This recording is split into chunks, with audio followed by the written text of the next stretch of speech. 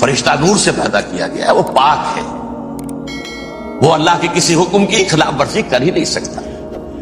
لا یعصون اللہ ما امرہم ویفعلون ما یؤمرون. وہ جو بھی اللہ تعالیٰ حکم دیتا ہے اس کی کوئی معصیت یا نافرمانی نہیں کرتے، بلکہ جو حکم لیا جاتا مان لیتے. ذرا سا اشکال ہوا تھا، پوچھ لیا، جواب مل گیا، خاموش ہو گئے بس.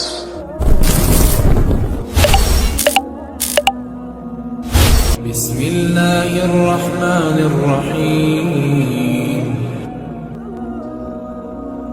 لیکن عزازیل نامی ایک جن تھا جو ایک تو جن ہونے کی نسبت سے فرشتوں سے کچھ نہ کچھ مماثلت تھی، قرب تھا. دوسرے یہ علم میں، زہد میں، عبادت میں اتنا اونچا تھا، اتنا اونچا تھا، اتنا اونچا تھا کہ یہ ملائکہ ہی کے صف میں شامل ہو گیا. اس نے عالم بغاوت بلند کر دیا. جب حکم دیا گیا کہ سجدہ کرو آدم کو، اب یہ دیکھیے کس قدر یہ اہم مضمون ہے. اور آپ سوچ رہے ہیں یہ باتیں آج پہلی مرتبہ ہمیں اس طرح سنائی جا رہی ہیں. یہ باتیں تو علم میں آتی نہیں ہمارے. وجہ کیا ہے؟ آپ کو دلچسپی نہیں ان چیزوں سے. جدید تہذیب نے ان چیزوں کی اہمیت کو زیرو کر دیا. قرآن میں اہمیت کا کیا عالم ہے؟ 7 جگہ یہ مضمون قرآن میں آیا کہ فرشتوں کو ہم نے حکم دیا سجدہ کرو آدم کو، سب نے سجدہ کیا. فسجد الملائکۃ کلھم اجمعون، سارے کے سارے، کل کے کل، سب نے مل کر سجدہ کیا آدم کو. اللہ کے حکم سے فوراً تعمیل کر دی. الا ابلیس ابا واستکبر وکان من الکافرین. ابلیس نے نہیں کیا، انکار کیا، استکبار کیا، گھمنڈ کیا. اور اس کو سورہ کہف میں بیان کر دیا گیا. یہ اس لیے کہ وہ اصل میں جنات میں سے تھا، اگرچہ شامل تو تھا فرشتوں میں اس وقت. کان من الجن ففسق عن امر ربہ، وہ اصل میں جنات میں سے تھا. اس وجہ سے وہ اپنے رب کے اس فیصلے کے خلاف کھڑا ہو گیا. سرکشی تھی اس میں. یہ معاملہ اتنا اہم ہے، اب آپ سمجھیے کہ 7 مرتبہ سورہ بقرہ، سورہ اعراف، سورہ حجر، سورہ بنی اسرائیل، سورہ کہف، سورہ طٰہٰ، سورہ صاد، 6 مکی صورتوں میں ذکر ہے یہ، اور ایک مدنی صورت سورہ بقرہ. ان میں سے اکثر مقامات پر پھر جب اللہ نے کہا کہ اچھا تم نے یہ سرکشی کی ہے اور ہمارے حکم کی خلاف ورزی کی ہے تو یہاں سے نکل جاؤ، دفع ہو جاؤ، تم مردود ہو، مردود، ملعون. ان علیک لعنتی الی یوم الدین، اب تجھ پر لعنت رہے گی میری قیامت کے دن. اس نے کہا اچھا پروردگار پھر مجھے ذرا مہلت دے دے. رب فانظرنی الی یوم یبعثون. گزارش ہے اگر آپ ہمارے چینل پر نئے ہیں تو سبسکرائب ضرور کریں اور ڈاکٹر اسرار احمد رحمت اللہ علیہ کے لیے سورہ فاتحہ پڑھ کر کامنٹ میں آمین لکھنا نہ بھولیں. شکریہ. قیامت تک میری زندگی طویل کر دے. فذهب فإنك من المنذرین، کہہ دیا اچھا جاؤ، تمہاری یہ درخواست بھی ہم نے قبول کی. انہوں نے کہا پروردگار اب میں اس آدم کو بھی گمراہ کر کے چھوڑوں گا اور آدم کی نسل کو تباہ کر کے چھوڑوں گا. انتہائی شدید چیلنج کے انداز میں یہ قرآن مجید میں 4-5 مرتبہ مل. میں نے صرف 2 جگہ سے آپ کو اس وقت کوٹ کر کے سنایا تھا. سورہ اعراف میں اللہ تعالیٰ فرماتے ہیں قالا، اس پر ابلیس نے کہا فبما اغویتنی، تو اے رب جو تو نے مجھے گمراہ کیا ہے، مجھے دلیل کر دیا، مجھ پر فوقیت دے دی اس کو. انا خیر منہ، میں اس سے بہتر ہوں. خلقتنی من نار وخلقتہ من طین، بنایا تو نے مجھے آگ سے اور اس کو بنایا مٹی سے. پھر مجھ سے مطالبہ کہ میں سجدہ کروں، اور میں نے سجدہ نہیں کیا تو اب تو نے مجھے ملعون قرار دے دیا. قال فبما اغویتنی لأقعدن لهم صراطک المستقیم، اب میں یہ نسل آدم کے لیے، اس کو برباد کرنے کے لیے تیری سیدھی راہ کے اوپر گھات میں بیٹھوں گا، سیدھے راستے پر چلنے نہیں دوں گا. ثم لآتینہم من بین ایدیہم، پھر میں ان پر حملہ آور ہوں گا، ان کے سامنے سے بھی، ومن خلفہم، ان کے پیچھے سے بھی، وعن ایمانہم، ان کے داہنی جانب سے بھی، وعن شمائلہم، ان کے بائیں جانب سے بھی، ولا تجد اکثرهم شاکرین، اور تو دیکھے گا کہ ان کی اکثریت تیری شکر گزار بندوں پر مشتمل نہیں ہوگی. یہ چیلنج تھا. اور ایک چھوٹا سا چیلنج جو سورہ صاد میں آیا ہے، اور یہاں تو اس نے اللہ کے جلال کی قسم کھا کر کہا قال فبعزتک لأغوینہم اجمعین، اے رب تیری عزت تیرے جلال کی قسم ہے میں ان سب کو گمراہ کر کے چھوڑوں گا، الا عبادک منہم المخلصین، سوائے ان میں سے وہ کچھ لوگ جنہیں تو خالص اپنا بندہ بنا لے، جنہیں تو اپنا بندہ بنا لے۔ مخلص، مخلص نہیں، مخلص یہ مفعول ہے، فاعل نہیں ہے، جسے تو بنا لے۔ بعض لوگوں کو اللہ چن لیتا ہے، هو اجتباکم، تمہیں چن لیا ہے، استفاء اجتباء، بس وہ بچیں گے جن کو تو اپنی خاص امان میں لے لے گا، باقی میں سب کو گمراہ کر کے چھوڑوں۔ یہ ہے اصل دنیا میں نوع انسانی کا ابدی دشمن، ازلی سے ابدی تک۔ اور اس میں نوٹ کیجئے کہ اس کی اصل بنیاد کیا ہوئی؟ دو لفظ، تکبر اور حسد۔ استکبرا، تکبر کی لفظ، انا خیر منہ، میں اس سے بہتر ہوں۔ یہ ساری بس کی گانٹھ یہی ہے، سب سے بڑی گمراہی کی وجہ یہی ہے۔ اسی لیے کہا ہے حدیث میں، لن يدخل الجنہ من کان فی قلبہ مثقال حبۃ من کبر، جنت میں ہرگز وہ شخص کبھی بھی داخل نہیں ہو سکے گا جس کے دل میں رائے کے دانے کے برابر بھی کبر۔ تکبر سب سے بڑا جرم، الکبر ردائی، اللہ فرماتا ہے یہ تکبر یہ تو میری چادر ہے۔ کوئی شخص تکبر کرتا ہے تو گویا میری چادر گھسیٹ رہا ہے میرے کندھے سے۔ عرب میں کسی شخص کی توہین کرنی ہوتی تھی تو اس کی چادر گھسیٹتے تھے، ننگا کر دیا گویا یہ میری ردائی ہے، الکبر ردائی، یہ میری چادر ہے، یہ جامہ مجھے زیب دیتا ہے، مجھ پر راستہ ہے۔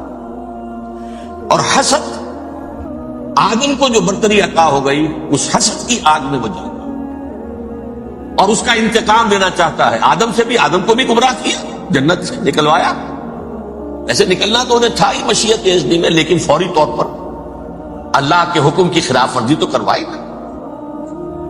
فعصى آدم ربہ فغوى، آدم نے اپنے رب کے حکم کی نافرمانی کی، گمراہ ہوا عارضی طور پر۔ یہ دوسری بات ہے، توبہ کر لی، اللہ نے توبہ قبول فرما لی، معاف کر دی۔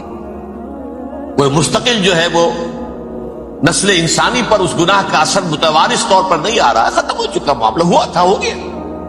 فتلقى آدم من ربہ کلمات فتاب علیہ انہ هو التواب الرحیم۔ اور توبہ کی شان یہ ہے جب وہ قبول ہو جائے اللہ کی جناب میں، کیا تائب من الذنب کمن لا ذنب لہ، گناہ سے توبہ کرنے والا ایسے ہوتا ہے جیسے اس نے کبھی گناہ کیا ہی نہیں تھا، لیکن 12 کو گمراہ کرنے میں کامیاب ہو گیا، حضرت آدم اور حوا کو بھی۔ اور نوع انسانی کی عظیم اکثریت، عظیم اکثریت، عظیم اکثریت اس کے داؤ میں آئی ہوئی ہے نہیں۔ کتنے ہیں وہ عباد اللہ المخلصین، الا عبادک منہم المخلصین، کتنے جو واقعتاً خالصتاً اللہ کے بندے بن گئے، جنہیں اللہ نے اپنا بنا لیا، اپنا قرار دے دیا۔ اب اس کے ساتھ نوٹ کیجئے، اس ابلیس کے ساتھ ایک فوج بھی ہے جسے قرآن مجید میں کہا گیا ہے یہ اس کی پارٹی ہے، حزب الشیطان، یہ اکیلا نہیں ہے۔ ایک تو وہ عزازیل ہے، اس کی طویل ترین عمر اللہ نے دے دی، وہ تو قیامت تک رہے گا۔ باقی بھی جنات جو ہے ان کی نسل میں سے یا اس کی نوع میں سے، اس کی نسل میں سے، جنات کی عمریں انسانوں کی عمروں سے زیادہ ہیں، بہت زیادہ ہیں، لیکن پھر بھی اتنی نہیں ہے۔ یہ خاص ہے اس کا معاملہ کہ اس نے کہا تھا رب انظرنی الی یوم یبعثون، مجھے دے دے مہلت اس وقت تک تاکہ میں ثابت کر کے دکھا دوں کہ جسے تو نے یہ خلافت دیا یہ اس کا اہل نہیں ہے۔ Let me prove this point ولا تجد اکثرهم شاکرین، تو ان کی اکثریت کو شکر گزار نہیں پائے گا۔ وہ ابلیس جو ہے وہ ریکروٹ کرتا ہے اپنے فوجی، اول تو خود جنات میں سے جو اس کے نمبر 1 لشکری ہے۔ قرآن مجید میں اس کا اشارہ دیا گیا ہے، انہو یراکم ہوا وقبیلہ من حیث لا ترونہم۔ دیکھو لوگو، اے انسانوں، وہ ابلیس لعین عزازیل اور جو اس کے قبیلے کے لوگ ہیں، جنات ہیں، وہ تمہیں وہاں سے دیکھتے ہیں اور تاکتے ہیں اور حملہ کرتے ہیں جہاں سے تم انہیں نہیں دیکھتے۔ وہ غیر مرئی ہیں، انویزیبل ہے، تمہیں نظر نہیں آتے۔ ویزیبل دشمن کا وار تو روک لو گے، انویزیبل کا کیسے روکو گے؟ انہو یراکم ہوا وقبیلہ، اکیلا ہی نہیں ہے وہ تو تمہیں تاکتا ہے، تم پر حملہ کرتا ہے، گھات میں لگ کر جو ہے تمہارے اوپر حملہ کرتا ہے، وہ بھی اور اس کے ساتھ اس کے قبیلے کے لوگ جنات بھی، من حیث لا ترونہم، جہاں سے کہ تم انہیں نہیں دیکھتے۔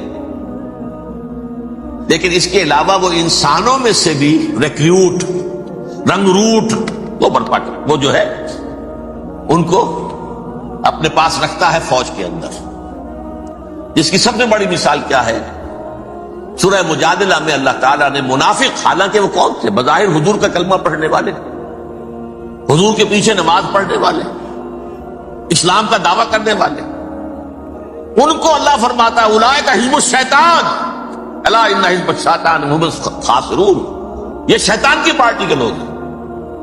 وہاں مقابلے میں آیا ہے اولئک حزب اللہ الا ان حزب اللہ هم المفلحون، یہ دو پارٹیاں ہیں، حزب اللہ اللہ کی پارٹی جو اس کے مخلص بندے ہیں، وہ اللہ کی پارٹی، اور جو شیطان کے مرید بن گئے، اس کے ہاتھ پر بیعت کر لی، لہذا وہ اس شیطان کی پارٹی کے لوگ ہیں، چاہے وہ انسان ہو چاہے جن ہو۔ تو انسانوں میں سے بھی اس کے حزب میں، اس کی پارٹی میں اس کے ایجنٹ ہیں، اور بہت، بلکہ بہت سے تو ایسے ہیں کہ جو جنات کے بھی کان کتر دیں، ان کو بھی شیطنت سکھا دیں، پڑھا دیں۔ لیکن اب ایک بات سمجھیے، ایک دنیا میں نسل اور قوم بھی ایسی ہے جو ایک خاص وقت سے بحیثیت مجموعی من حیث القوم ابلیس کی ایجنٹ بن گئی۔ وہ کون ہے؟ وہ یہودی۔ یہ یہودی قوم جو ہے، اس میں ایک تو کچھ یہ کہ ان کی فطرت کے اندر یہ تھا کہ ہم ہیں اصل انسان، باقی انسان جو ہے وہ انسان نما حیوان ہے، ان کی کوئی حیثیت ہی نہیں، ہم ہیں اصل انسان، نحن ابناء اللہ واحباؤ۔ باقی یہ جینٹائلز، یہ گوئمز، غیر یہودی، یہ تو حیوانات ہیں۔ اب جیسے کہ انسانوں کو حق ہے کہ حیوانوں کو ایکسپلائٹ کریں، استعمال کریں، گھوڑے کو آپ تانگے میں باندھتے ہیں کہ نہیں، اس کی پسینے کی اور محنت کی کمائی ہے جو کھاتا ہے تانگا چلانے والا۔ البتہ یہ ضرور ہے کہ چونکہ اگلے روز پھر جوتنا ہے تو کچھ نہ کچھ تو اسے بھی کھلائے گا نا، اپنی کمائی میں سے کچھ دانے کھلائے گا، کچھ اور گھاس دے گا، یا بیل کو جوتنا ہے ہل میں تو کچھ نہ کچھ اس کو دینا ہوگا کھانے کو، لیکن پھر اسے استعمال کرنا۔ تو ان کا مستقل قول یہ ہے کہ اصل انسان ہم ہیں، باقی پوری نوع انسانی ہمارے لیے حیوانوں کے درجے میں، ہم چاہیں جس طرح انہیں استعمال کریں، ایکسپلائٹ کریں، دھوکہ دیں، جیسے چاہیں، لوٹیں، کھسوٹیں، سب کچھ کریں، بدہضی کریں، ان سے سود لیں، سب کریں، جو بھی ممکن طریقہ ہو، یہ ہمارے لیے، ہم ڈومینیٹ کریں گے، اور یہ در حقیقت ہمارے اعلی کار ہے۔ ایک تو اس اعتبار سے یہود بقیہ پوری نوع انسانی کے دشمن بن گئے۔ قرآن مجید کی وہ آیت بھی میں نے آپ کو سنائی ہے، وَقَالُوا لَيْسَ عَلَيْنَا فِي الْأُمِّيِّينَ سَبِيلٌ، یہ امیین کہتے تھے نا ان کو، جو غیر یہودی ہیں، کیونکہ ان کے پاس کتاب تھی، تورات تھی، اور کتاب نہیں تھی کسی کے پاس، لہذا یہ ان پڑھ ہے، پاگل ہے، جاہل ہے، امی ہے، ہم ہیں صاحب کتاب، ہمارے پاس شریعت، ہمارے پاس کتاب، یہ لوگ ان پڑھ ہیں، جاہل۔ لیس علینا فی الامیین سبیل، ان امیین کو اب لوٹیں، کھسوٹیں، دھوکہ دیں، فریب سے جو کریں، چوری کریں، ڈاکہ ڈالیں، جیب کے قطرے، جس طرح بھی کریں ہمارے لیے جائز ہے، ہمارے اوپر کوئی گرفت نہیں ہوگی۔ اللہ تعالیٰ ہم سے یہ نہیں پوچھے گا تم نے جھوٹ کیوں بولا تھا اس کے ساتھ، تم نے وعدہ خلافی کیوں کی تھی اس کے ساتھ، تم نے کیوں دھوکہ دیا تھا اس کو، تم نے کیوں اس کا مال جو ہے غبن کر لیا تھا، ہڑپ کر لیا تھا، نہیں، ہم پر کچھ نہیں ہے۔ اس اعتبار سے ایک تو یہ انسانیت کی دشمنی ان کی گھٹی میں پڑ گئی، اس غلط خیال کی وجہ سے ہم تو بخشے بخشائے ہیں، we are the chosen people of the Lord, ہمیں تو اللہ اگر جہنم میں داخل بھی کرے گا تو صرف چند دن، لن تمسنا النار الا ایاما معدودات، باقی اصل میں تو ہم تو اللہ کے پسندیدہ، نحن ابناء اللہ واحباؤہ، اس کے بیٹوں کے مانند ہیں، بڑے چہیتے ہیں، لاڈلے ہیں، یہ باقی دنیا، باقی انسان ہماری چراہ گاہ ہے، جیسے چاہے چریں، جس طرح چاہے ہڑپ کر جائیں۔ یہ تو ان کا پہلے سے مستقل معاملہ تھا، لیکن اس کے بعد ان کی تاریخ میں ایک دور وہ آیا جب حضرت مسیح علیہ السلام ان میں مبعوث کیے گئے۔ یہ 1400 سالہ تاریخ کا کلائمیکس ہے یہود کی۔ جب کتاب انہیں دی گئی تھی تورات حضرت موسیٰ کے ذریعے، وہ 1400 قبل مسیح کا واقعہ ہے۔ اس وقت سے لے کر اللہ کا وہ فضل ان پر ہوا کہ کوئی ایک لمحہ ایسا نہیں آیا 1400 برس میں کہ ان کے ہاں کوئی نہ کوئی نبی موجود ہو۔ یہ تار ٹوٹا ہی نہیں، 2 سے شروع ہوا، موسیٰ ہارون علیہ السلام، اور 1400 برس کے بعد پھر آخری 2 ہیں، عیسیٰ اور یحییٰ علیہ السلام، یوں سمجھ لیجئے، اور اس کے درمیان یہ تار ہے، اور اس تار میں کوئی ایک لمحہ ایسا نہیں آیا کہ کوئی نبی موجود ہو۔ اس میں اتار چڑھاؤ بہت سے آئے ہیں، اس کا وہ میرا موضوع نہیں ہے اس وقت۔ قبل مسیح کی تاریخ جو ہے وہ میرا موضوع نہیں ہے۔ قرآن مجید میں سورہ بنی اسرائیل کے پہلے رکوع میں اس کا تذکرہ موجود ہے۔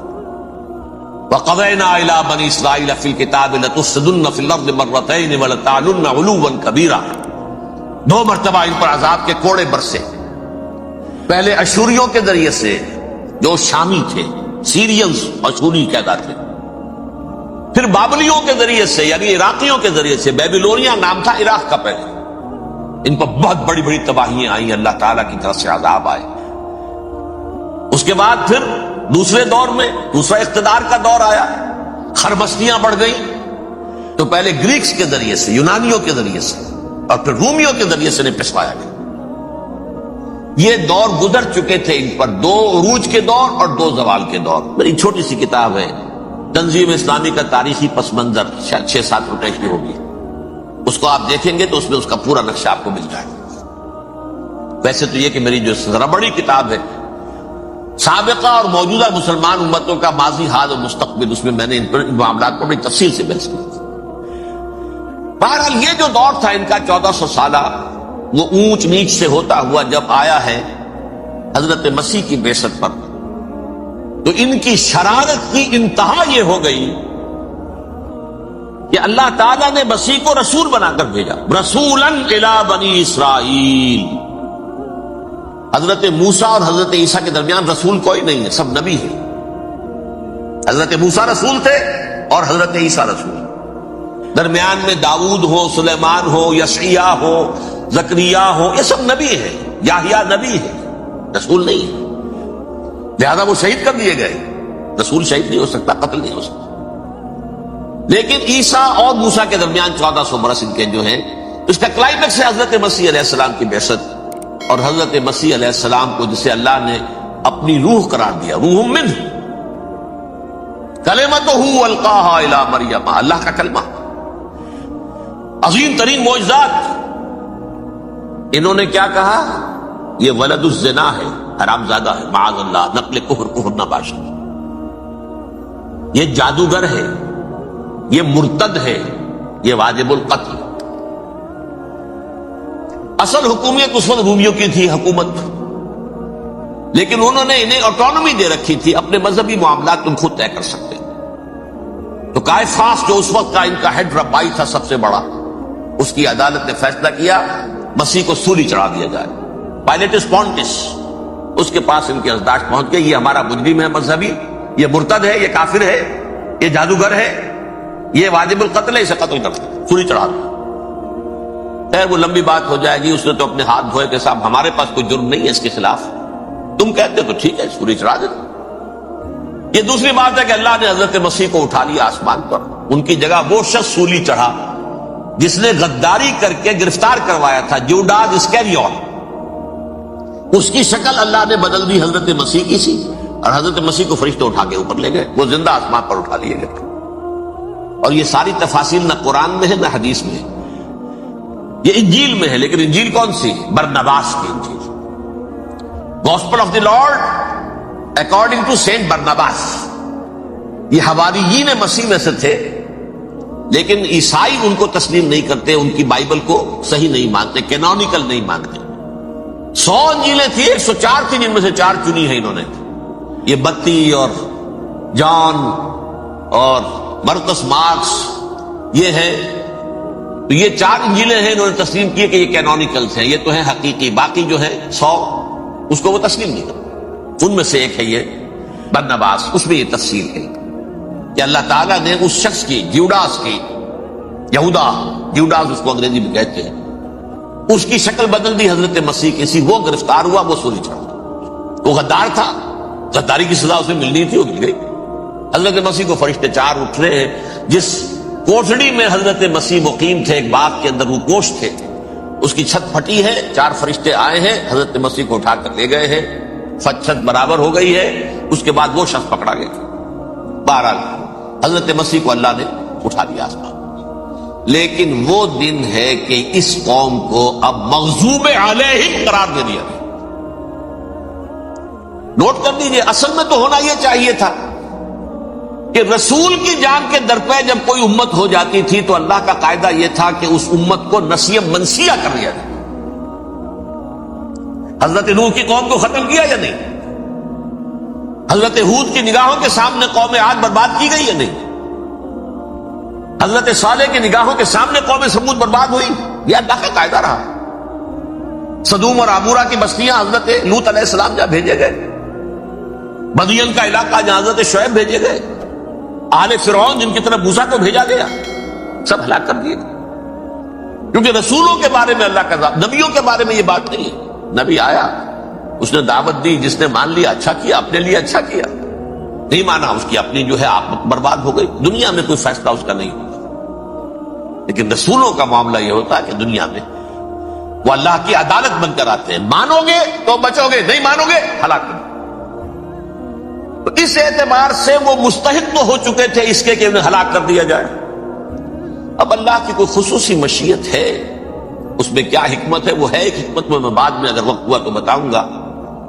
فیصلہ یہ کیا اللہ نے کہ حضرت مسیح کو تو اٹھا لیا زندہ، اور ان کی رسی ابھی مزید دراز کر دی کہ ان کو ابھی مہلت دے دی کہ تمہیں آخری استیصال، جس کو عذاب اکبر کہتا ہے قرآن.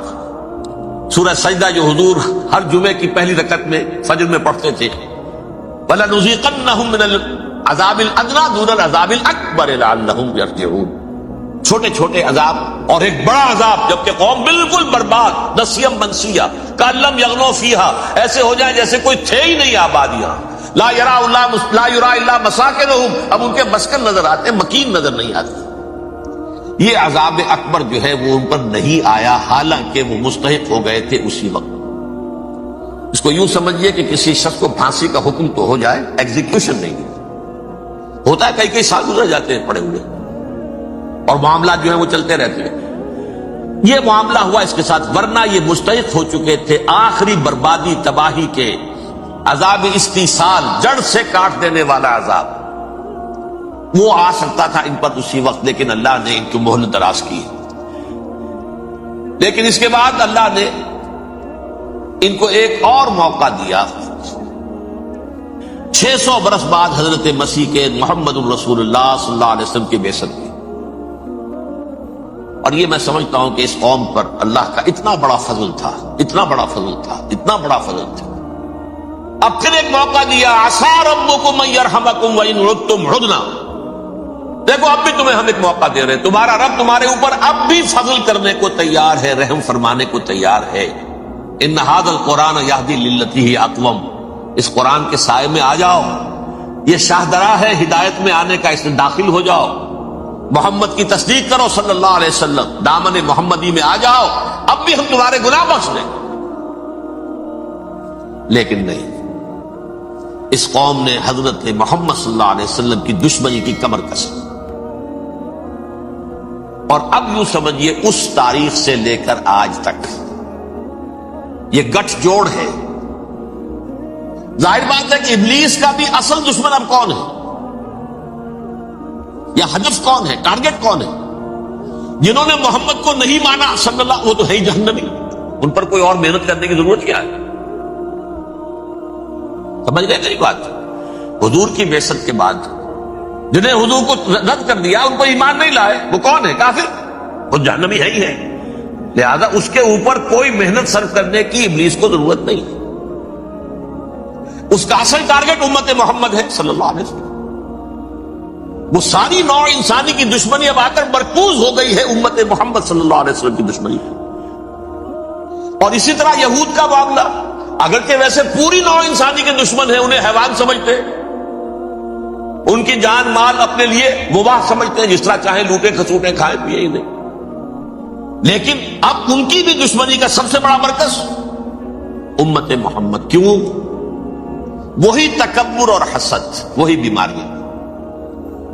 انہیں تکبر یہ ہو گیا تھا کہ 2000 سال سے یہ نبوت ہماری میراث، ہماری جاگیر. بنو اسرائیل کے اندر سینکڑوں نبی آئے، 3 کتابیں اللہ نے ہمیں عطا کی. یہ کہاں سے آ گیا محمد صلی اللہ علیہ وسلم؟ معاذ اللہ ثم معاذ اللہ. یہ امیین میں سے، یہ جنٹائلز میں سے، یہ گوئلز میں سے، یہ حقیر ان پڑھ. کہاں یہ نہیں تسلیم کریں گے. حالانکہ قرآن کہتا ہے یعرفونہ کما یعرفون ابناہم. ان کے علماء ایسے پہچانتے تھے حضور کو جیسے اپنے بیٹوں کو پہچانتے کہ یہ آخری نبی تھے. لیکن تکبر اور حسد کی آگ میں جل گئے.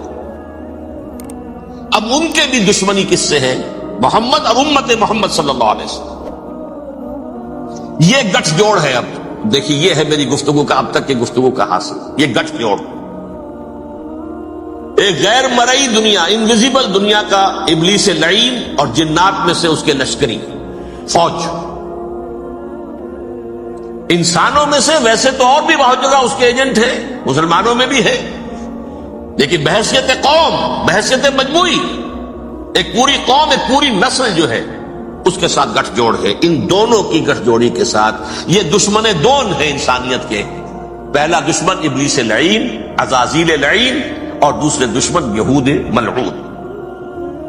اب میں آپ کو ذرا اس جو انسانوں میں سے انسان دشمنی کا جن کا سب سے بڑا رول ہے، میں ان کی 2000 سالہ تاریخ کا آپ کے سامنے نقشہ رکھنا چاہتا ہوں. ان 1400 سال کا تو میں نے صرف 4 آپ کو پوائنٹس بتائے. موسیٰ سے عیسیٰ تک 1400 برس علیہ الصلوۃ والسلام. 2 مرتبہ عروج، 2 مرتبہ زوال.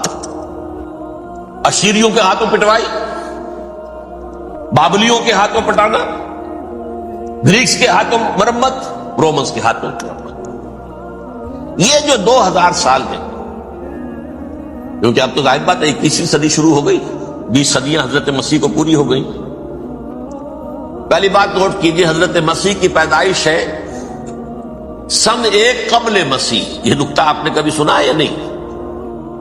جب ملینیم کا سلسلہ شروع ہوا تھا پچھلے سال تو میں نے بیان کر دیا تھا کہ ایک عجیب حساب کے اندر انہوں نے غلطی کی ہوئی ہے. حضرت مسیح کی پیدائش ہوئی 25 دسمبر کو. سن انہوں نے شروع کر دیا، جو اس کے بعد جنوری آئی تو پہلا سال شروع ہو گیا. اگر جنوری سے پہلا سال شروع ہوا تو یہ 6 دن جو ہے تو اس کے پچھلے سال میں تھے. لہذا کہا جائے گا کہ Jesus Christ was born 1 year before Christ, BC. تو 1 قبل مسیح میں حضرت مسیح کی پیدائش ہوئی. یہ آخری اسرائیلی نبی اور رسول. یہودی علماء کی مخالفت، دشمنی، سولی پر چڑھوا دینا میں بیان کر چکا ہوں. سن 33 عیسوی میں جبکہ حضرت مسیح کی عمر 33 برس تھی، اللہ تعالیٰ نے انہیں زندہ آسمان پر اٹھا لیا. لیکن یہودیوں نے اپنے خیال کے مطابق انہیں سولی پر چڑھوا دیا، ان کی موت واقع ہوئی. اگرچہ اس کے بعد یہ اختلاف ہے ان میں. یہودی کہتے ہیں وہ سولی پر چڑھ گیا، ختم ہوا، مر گیا. عیسائی کہتے ہیں نہیں، انتقال ہوا ہے مسیح کا صلیب پر، لیکن پھر وہ دوبارہ زندہ ہو گئے ہیں. ان کی لاش ایک غار میں رکھ دی گئی تھی، وہاں ریزریکشن ہو گیا، ان کا باعث بعد الموت وہیں ہو گیا، اور پھر انہیں اللہ نے زندہ آسمان پر اٹھا دیا. تو ہمارے اور عیسائیوں کے درمیان نوٹ کر لیجئے، یہ چیز مشترک ہے کہ حضرت مسیح آسمان پر زندہ اٹھائے گئے. فرق کیا ہے؟ وہ سمجھتے ہیں کہ سولی دیے گئے، سولی پر مرے، پھر زندہ ہوئے، پھر گئے. ہم سمجھتے ہیں کہ نہیں، وما صلبوہ وما قتلوہ، انہوں نے نہ صلیب دے سکے انہیں اور نہ انہیں قتل کر سکے، بل رفع اللہ الیہ، اللہ نے اٹھا لیا. پھر ہمارا اور یہ اس کا عیسائیوں کا ایک اور اتفاق ہے، سیکنڈ کمنگ آف جیسس، حضرت مسیح دوبارہ آئیں گے، یہ عیسائیوں کا بھی عقیدہ ہے اور ہمارا بھی۔ بہرحال تو جیسا کہ میں نے عرض کیا کہ اس وقت یہ عذاب استیصال، عذاب اکبر کے مستحق ہو چکے تھے، لیکن اللہ نے ان کی مدت دراز کی ہے، لیکن ان پر دنیاوی عذاب کا ایک کوڑا جو ہے اللہ تعالی کی طرف سے اسی وقت برسا، دنیاوی عذاب دنیا میں رہتے ہوئے ختم نہیں کیا گیا۔ 37 برس بعد حضرت مسیح کے رفع سماوی کے 37 برس بعد سن 70 میں یہودیوں نے بغاوت کی رومیوں کے خلاف۔ رومی ٹائٹس جنرل تھا ایک، اس نے پھر جو حملہ کیا ہے 1,33,000 یہودی ایک دن میں قتل کیا یروشلم میں، اور ہیکل سلیمانی گرا دیا۔ وہ ہیکل پہلے بھی گرا تھا، پہلے 1400 سال کے دوران میں بھی نبوکدنضر نے گرایا تھا، لیکن پھر اس کے 150 سال بعد انہوں نے دوبارہ بنا لیا تھا، اس لیے وہ اسے سیکنڈ ٹیمپل کہتے ہیں۔ پہلا ٹیمپل جو حضرت سلیمان نے بنایا تھا نبوکدنضر نے گرا دیا 587 قبل مسیح میں، پھر دوبارہ انہوں نے 150 سال کے بعد بنا لیا۔ وہ اس تاریخ کا حصہ ہے، میں نے جس کے بارے میں آپ کو تفصیل نہیں بتائی۔ اس میں یہ ہوا سن 70 میں وہ گرا دیا گیا، وہ آج تک گرا پڑا ہوا ہے۔ نمبر 2 یہ کہہ دیا گیا کہ یہودیوں اس ارض فلسطین سے نکل جاؤ، تم یہاں نہیں رہ سکتے اب۔ لہذا جس کا جہاں سینگ سمایا چلا گیا، یورپ میں چلے گئے، ایشیا میں آ گئے، عرب میں آ گئے، یہ 3 قبیلے جو رات بھی میں نے عرض کیا تھا، بنو قینقاع، بنو نذیر اور بنو قریظہ، یہ وہاں سے آ کے مدینے میں آباد ہو گئے۔ جس کا جہاں سینگ سمایا، افریقہ میں، ہندوستان میں، جہاں چلے گئے، ڈایاسپورا اسے کہتے ہیں، وہ آپ نوٹ کر دیجئے اس لفظ کو، ڈایاسپورا، ہمارا دور انتشار، جبکہ ہمیں ہماری اصل سرزمین تو فلسطین ہے، حضرت ابراہیم کا مسکن، حضرت اسحاق حضرت یعقوب کا مسکن فلسطین، یہ ہے ہماری اصل جاگیر، یہ تو ہماری جدی پشتی جاگیر ہے، لیکن یہاں سے نکال دیے گئے سن 70 عیسوی میں، اور وہاں سے لے کے 1917 تک ان کا ڈایاسپورا جاری رہا۔ یہ دور انتشار، اس دور انتشار کے چند حصے ہیں جس کو میں چاہتا ہوں کہ آپ علیحدہ علیحدہ سمجھ لیں۔ دور انتشار کا جو پہلا جو ہے تقریباً 300 برس رومی حکمران تھے، وہ یہودیوں کے بھی دشمن تھے اور عیسائیوں کے بھی دشمن تھے، عیسائی اور یہودی ایک دوسرے کے بھی دشمن تھے، لیکن رومی سمجھتے تھے کہ یہ ایک ہی تھیلی کے چٹے بٹے ہیں۔ رومیوں کے نزدیک عیسائی بھی یہودیوں ہی کا ایک فرقہ تھے، کوئی علیحدہ مذہب تو تھا ہی نہیں۔ لہذا رومی جو ہیں رومنز، وہ ان دونوں کو ستاتے تھے، مارتے تھے، اور یہ آپس میں لڑتے تھے، یہودی عیسائیوں کو مارتے تھے، عیسائی یہودیوں کو مارتے تھے۔ یہ ہے 300 برس تک کی تاریخ۔ سن 300 عیسوی میں کیا ہوا؟ ایک معجزہ ہو گیا، بہت عظیم ایمپرر کانسٹینٹائن، قسطنطین اعظم، رومن ایمپررز میں سے بہت بڑا ایمپرر، وہ عیسائی ہو گئے۔ اب تو معاملہ بالکل تلپٹ ہو گیا، پوری سلطنت عیسائی ہو گئی۔ اب عیسائیوں کے عیش ہو گئے اور یہودیوں پہ مار پڑنی شروع ہوئی۔ اب عیسائیوں کا آپ خود سوچئے کہ جنہیں وہ خدا بنا بیٹھے ہیں، خدا کا بیٹا قرار دے رہے ہیں، ان کے قاتل کون؟ یہودی بدماش۔ لہذا ان کی وہ پٹائی شروع ہوئی ہے یورپ میں، پوری رومن امپائر میں انہیں ذلیل کیا گیا، شہروں میں آمد بند، علیحدہ رہو، گھیٹوز کے اندر رہو۔ یہودی کا نام جو ہے وہ گالی بن گیا، جیسے آج بھی یہودی گالی کہتے ہیں، جیسے خنزیر کا لفظ، آخر وہ بھی اللہ کی مخلوق ہے، لیکن آپ کو معلوم ہے کوئی شخص زبان پر نام نہیں لانا چاہتا خنزیر کا، سور کا، ہے تو مخلوق، وہ بھی ایک حیوان ہے، ایسے ہی ہے یہودی گالی، جیوٹ گالی۔ لہذا ایک طرف تو ان دونوں کے درمیان دشمنی، جس کو قرآن کہتا ہے وَأَغْرَيْنَا بَيْنَهُمُ الْعَدَاوَةَ وَالْبَغْضَاءَ، ہم نے ان کے مابین دشمنی جو ہے پیدا کر دی۔ اور جب یہ پوری سلطنت عیسائی ہو گئی تو قافیہ تنگ ہو گیا یہودیوں کا۔ اب آئیے 571 عیسوی، یعنی جبکہ ڈائسپورا کو کتنا عرصہ ہو چکا تھا؟ 500 برس۔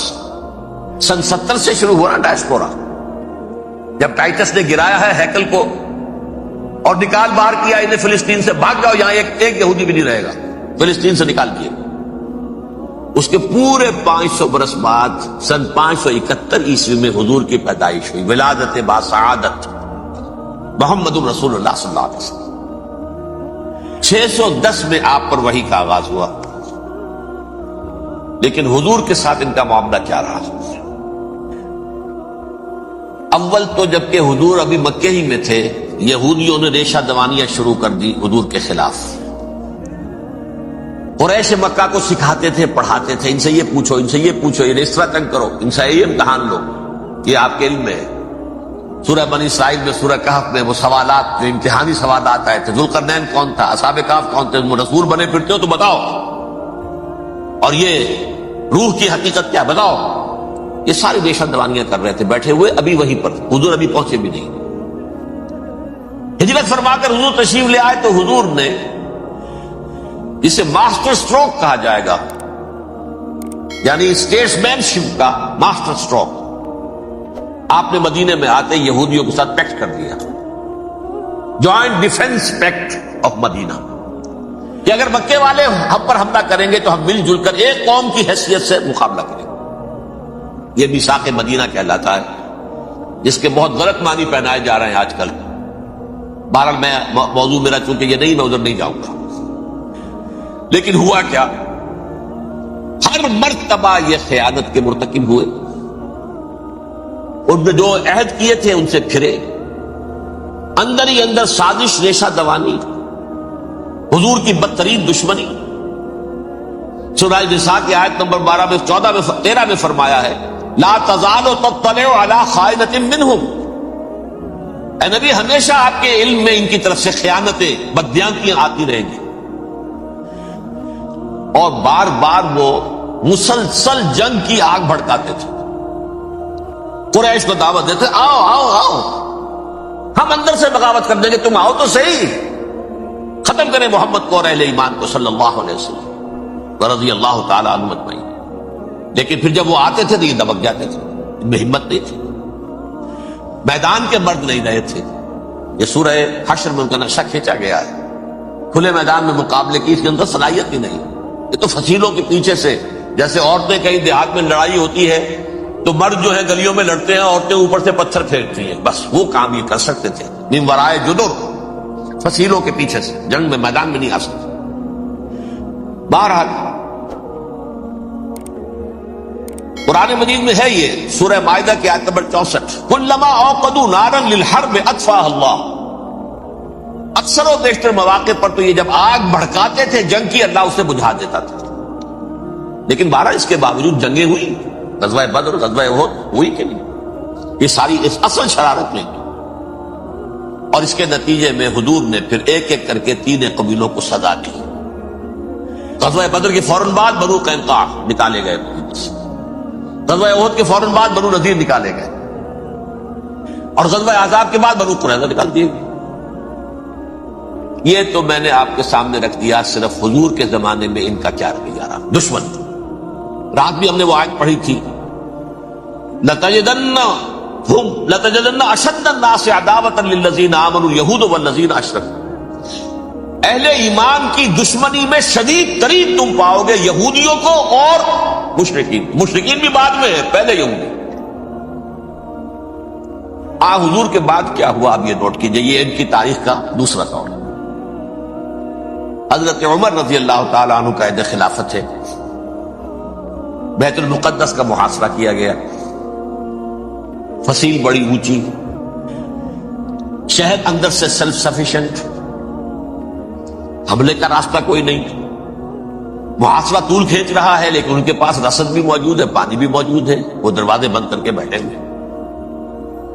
بالآخر اللہ تعالیٰ کی مشیت کا ظہور کیسے ہوا؟ ان کے کچھ علماء آئے فصیل پر، کہا دیکھو مسلمانوں، تم قیامت تک بھی یہاں پڑے رہو گے محاصرہ کر کے، ہمارا یہ شہر فتح نہیں ہوگا، ہاں ایک درویش بادشاہ کے ہاتھوں یہ شہر فتح ہونا ہے، لیکن تمہارے اندر ہمیں وہ نظر نہیں آ رہا۔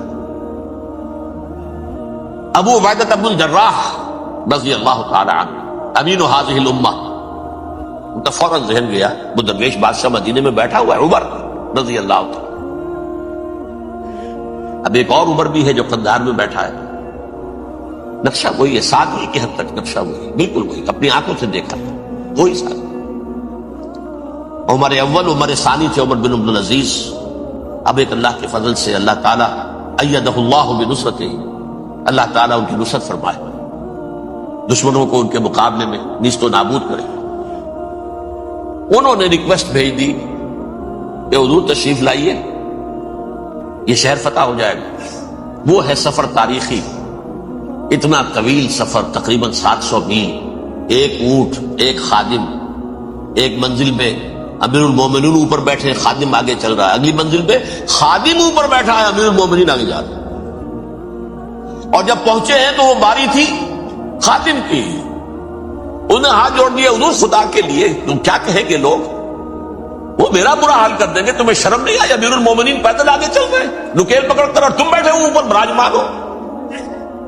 حضرت عمر فرمایا الدور دورک، نہیں باری تمہاری ہے، بیٹھ۔ اس حال میں پہنچے ہیں، اور پھر یہ کہ ابو عبیدہ بن الجراح آئے ہیں، استقبال کیا ہے تو دیکھا ہے کہ اس حال میں چلے آ رہے ہیں، عمر نکیل پکڑے ہوئے چلے آ رہے ہیں، اور کہتے ہیں کہ کہیں کیچڑ ویچڑ تھا، جوتے خراب ہو گئے تھے، وہ بھی اتار کے ہاتھ میں پکڑے ہوئے، کپڑے تو تھے ہی پھٹے ہوئے۔ انہوں نے کہا کہ حضرت ابو عبیدہ نے، دیکھیے یہ بڑا متمدن ملک ہے، بڑا مہذب علاقہ ہے، یہ آپ ذرا حلیہ اپنا دوست فرما لیں تب جا کے پیش ہم آپ کو کریں گے۔ آپ نے فرمایا نحن قوم اعزنا اللہ بالاسلام، ہم وہ قوم ہیں جنہیں اللہ نے عزت دی ہے اسلام کے ذریعے سے، کپڑوں کے ذریعے سے، دولت کے ذریعے سے۔ اسی حال میں گئے ہیں، اوپر سے انہوں نے کھڑے ہو کر نشانیاں دیکھی ہیں، اپنی کتابیں کھولی، ہاں یہ وہی ہے، اچھا لو جی سرنڈر، شہر تمہارے ہاتھ میں۔ خون کا ایک قطرہ نہیں بہا اور بیت المقدس ختم۔ لیکن اس وقت حضرت عمر نے ایک نرمی یہ کی کہ یہودیوں کے لیے بھی اسے اوپن سٹی قرار دے دیا۔ یہ احسان عظیم حضرت عمر کا، اس سے پہلے یہودی آ ہی نہیں سکتا تھا، داخل ہی نہیں ہو سکتا تھا، وہاں وہ آ کر وزٹ نہیں کر سکتا تھا، زیارت نہیں کر سکتا تھا اپنے مقدس مقامات کی۔ حضرت عمر نے یوں سمجھیے کہ تقریباً 550 برس کے بعد ان کے لیے راستہ کھولا ہے کہ ہاں تم آ سکتے ہو، زیارت کر سکتے ہو۔ لیکن یہ عیسائیوں نے لکھوایا معاہدے کے اندر، انہیں یہاں آپ آباد ہونے کی اجازت نہیں دیں، لیکن کم وزٹ دی پلیسز، دیکھیں زیارتیں کریں اور جائیں۔ یہ معاہدہ حضرت عمر کا ہے رضی اللہ تعالیٰ، جو پھر خلافت راشدہ کے بعد بنو امیہ نے بھی اس کو آنر کیا، بنو عباس نے کیا، پھر جو ہمارے یہ ترکوں میں اندر خلافت آئی تو ترک خلفاء نے بھی اس معاہدے کی پوری پابندی کی۔ فلسطین میں آ سکتے ہیں یہودی، صرف زائرین کی حیثیت سے، وہاں آباد نہیں ہو سکتے۔ اب آئیے اگلا دور آیا حضرت عثمان کا دور خلافت۔ یہ ہے وہ وقت کہ اب یہود نے امت مسلمہ کی پیٹھ میں چھڑا کھڑا۔ وہ کیسے؟ ایک یہودی عبداللہ ابن سبا اسلام کا لبادہ اوڑھ کر آ گیا، معاشرے کا جائزہ لے لیا، ان میں بنو ہاشم اور بنو امیہ میں جو پرانی کشاکش تھی اس کے کچھ نہ کچھ جراثیم باقی ہیں، اگر ان کو ذرا بھڑکا دے تو مسلمانوں میں انتشار پیدا ہو۔ کہا یہ عثمان کون ہے؟ یہ تو بنو امیہ میں سے ہے، یہ حق تو بنو ہاشم کا ہے، خلافت ان کے پاس ہونی چاہیے، محمد کے تو رشتہ دار وہ ہے صلی اللہ علیہ وسلم۔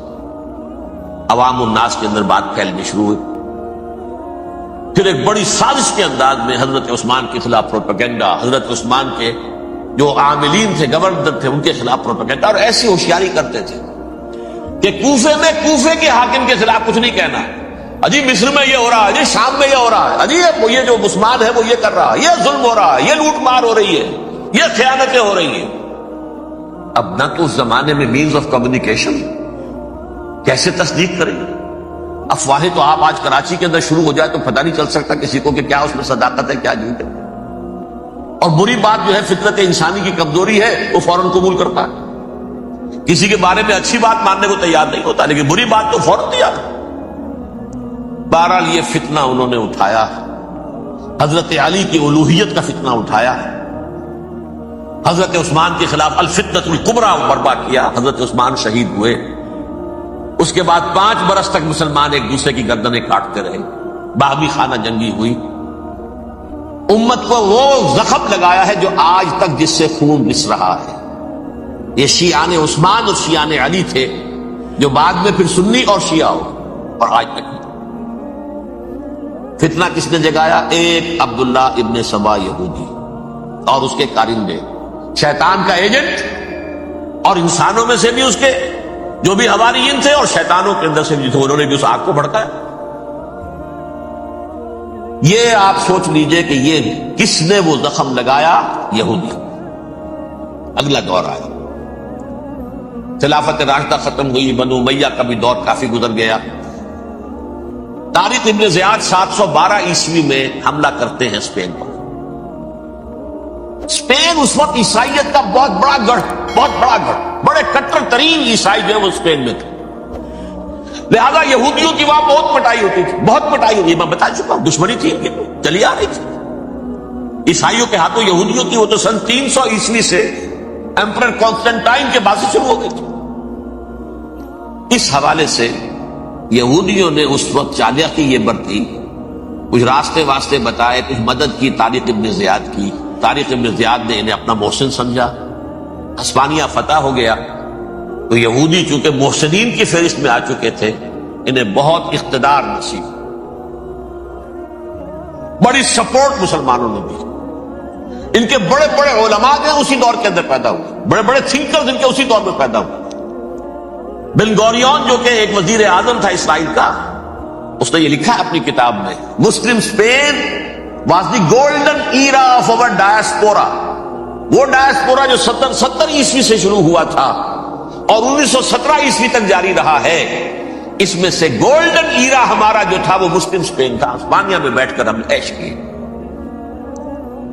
لیکن وہاں سے انہوں نے اور جو کچھ کیا، یہ تو داستان کے تو بہت سے گوشے ہیں، لیکن میں جس اسٹریٹ لائن میں چل رہا ہوں اس کے اعتبار سے ایک بات سمجھ لی. وہاں بیٹھ کر انہوں نے اب عیسائیت کی پیٹھ میں چھرا گھونپا، پروٹیسٹنٹ مذہب پیدا کیا، تقسیم کر دیا. جیسے شیعہ سنی کی تقسیم، عبداللہ ابن سبا، رومن کیتھولک اور پروٹیسٹنٹ کی تقسیم، یہودی علماء. ہوتا کیا تھا؟ ہسپانیہ کی یونیورسٹیاں ہیں، کارڈووا میں ہے، ٹولیڈو میں ہے، گریناڈا میں ہے، غرناطہ، قرطبہ، تولیتلا، اور وہاں آتے تھے لوگ. فرانس سے چلے آ رہے ہیں نوجوان پڑھنے کے لیے، جرمنی سے چلے آ رہے ہیں، اٹلی سے چلے آ رہے ہیں. 3 ہی ملک قریب ترین پڑھتے ہیں سینٹرل جو یورپ کے ہیں. یہاں پر جو ہے وہ اسلام جو نور پھیلا رہا تھا اس سے بھی مستفیض ہوئے. جہالت کے جو ہے پردے ان کے وہ چھٹے. اس کے ساتھ ہی وہ یہودی وہاں ان کے اندر جو جراثیم داخل کر رہے تھے وہ اس عیسائیت کے خلاف بغاوت تھی جو اس وقت دنیا میں عیسائیت اس وقت تھی. پوپ کا راج تھا دنیا میں اس وقت. یورپ میں جو عیسائیت تھی اس میں ایک طرف بادشاہ تھے، لیکن بادشاہوں کی حیثیت وہاں پر یوں سمجھ لیجئے کٹ پتلیوں کی تھی. اصل قوت پوپ کے ہاتھ میں تھی. اور پوپ کو انہوں نے جیسے قرآن نے کہا اتخذوا احبارهم ورهبانهم اربابا من دون اللہ، کیونکہ سینٹ پال نے شریعت موسوی ساقط کر دی تھی تو اب شریعت تھی ہی نہیں. پوپ کو اختیار تھا جس چیز کو چاہے حلال قرار دے دے، جس چیز کو چاہے حرام قرار دے دے. اتخذوا احبارهم ورهبانهم اربابا من دون اللہ. انہوں نے کہا صاحب یہ پوپ کس بلا کا نام ہے، یہ بھی انسان ہے. بات تو ٹھیک تھی نا، اصل حیثیت تو کتاب کی ہونی چاہیے، ڈیوائن بک، ریویلڈ اسکرپچر. لہذا یہ کتاب ہر شخص پڑھ سکتا ہے. پوپ کے باپ کو جو ہے کوئی اس کے لیے پروپرائٹری رائٹس تو نہیں ہے کہ صرف پوپ پڑھ سکتا ہے یا پادری پڑھ سکتے ہیں. ہم بھی پڑھ سکتے ہیں، ہم بھی سمجھ سکتے ہیں. یہ باتیں تھی کہ جن کو بڑھا چڑھا کر بیان کر کے اور پوپ کا اقتدار ختم کرا دیا اور توجہ مرکوز کر دی بائبل کی طرف. اب بائبل میں بڑا حصہ تو اولڈ ٹیسٹامنٹ کا ہے. نتیجہ کیا ہوا؟ یہود کی عظمت پروٹیسٹنٹس کے نزدیک مسلم ہو گئی. اصل قوم تو یہ ہے. وہ دشمنی بدلی کہ نہیں بدلی؟ موسیٰ کے امتی یہ ہے، تورات موسیٰ کو دی گئی، ابراہیم کی نسل یہ ہے. لہذا وہ جو دشمنی تھی، جو عداوت تھی کہ ہمارے خدا کو سولی چڑھانے والے ہیں یہ بدماش، اس کا ازالہ ہوا. اس پروٹیسٹنٹ مذہب کے نتیجے میں یہ میں اب آپ کو بتاتا ہوں کہ ایک نتیجہ وہ نکلا ہے جسے برٹرنڈ رسل نے بیان کیا ہے. اس کی کتاب ہے ان پریز آف آئیڈلنس، صفحہ 108. وہ لکھتا ہے کہ Christians retaining the Judaic belief in a special revelation added to it the Roman desire for worldwide domination and the Greek taste for metaphysical subtleties. The combination produced the most fiercely persecuting religion that the world has yet known. یہ تین چیزیں آ کر عیسائیت میں مل گئی. ایک تو جب یہ اولڈ ٹیسٹامنٹ جو ہے وہ ان کے ہاتھ میں آ گئی، اور اس کے میں کچھ آپ کو بتا دیتا ہوں کہ اولڈ ٹیسٹامنٹ کی تعلیمات، کیونکہ یہ اولڈ ٹیسٹامنٹ جو ہے یہ محرف تھی. اصل تورات تو گم ہو گئی تھی 587 قبل مسیح میں، جب پہلی مرتبہ ہیکل جو ہے تباہ ہوا ہے، اس وقت ختم ہو گئی تھی. اس کے کوئی 150 سال کے بعد انہوں نے یادداشتوں سے مرتب کر کے لکھی ہے. اب اس میں ان کے اپنے خیالات، اپنے امانی، اپنی توجیحات وہ شامل ہو گئی. لہذا میں آپ کو حوالے دیتا ہوں اس کتاب کے اندر مظالم کی جو تعلیم دی گئی ہے. اہل کتاب نے اپنے مظالم قتل عام کے جواز کے لیے تورات میں تبدیلیاں کی اور پیغمبروں پر دہشت ناکی اور بدترین حرام کاری کے الزامات لگائے. سنیے، پہلا حوالہ ہے یہ گنتی باب 31 آیات 17-18. اس لیے ان بچوں میں جتنے لڑکے ہیں سب کو مار ڈالو، اور جتنی عورتیں مرد کا منہ دیکھ چکی ہیں ان کو بھی قتل کر ڈالو، لیکن ان لڑکیوں کو جو مرد سے واقف نہیں اور اچھوتی ہیں اپنے لیے زندہ رکھو. یہ کسی اللہ کی کتاب کا یہ جملہ ہو سکتا ہے؟ کسی ریویل بک کا؟ اور سنیے، یہ ہے استثناء ڈیٹرانومی باب 20 آیت 16-18.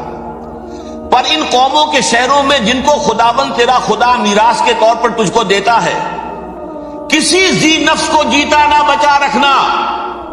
جیسا خداوند تیرے خدا نے تجھ کو حکم دیا بالکل نیست کر دے. مرد، عورتیں، بچے، بوڑھے سب ختم. یہ کتاب مقدس ہے. اور سنیے، سیموئیل باب 27 آیت نمبر 9. اور داؤد نے اس سرزمین کو تباہ کر ڈالا اور عورت مرد کسی کو جیتا نہ چھوڑا. نمبر 4، ان سب آباد شہروں کو ماں، عورتوں اور بچوں کے بالکل نابود کر ڈالا. کتاب استثناء باب 3 آیت 6. یہ ہے جو کہہ رہا ہے برٹرنڈ رسل. کرسچینٹی میں آ کر بھی تین چیزیں شامل ہو گئی. ایک تو یہ باربیرین یہ تعلیم جو ہے، اور یہ مذہب کے نام پہ تعلیم، یہ کتاب مقدس کی تعلیم. نمبر 2، رومنز کے اندر جو ایک تمنا تھی ورلڈ ڈومینیشن کی، وہ عیسائیت کے اندر آ گئی. اس لیے کہ پوری رومن امپائر جو ہے عیسائی ہو گئی. اسے وراثت کے اندر ورلڈ ڈومینیشن کی جو ایک تمنا تھی وہ مل گئی. اور پھر یہ کہ انہوں نے جو توہمات تھے یونانیوں کے، ان کو بھی اپنے ہاں مختلف شکلوں کے اندر جمع کر لیا.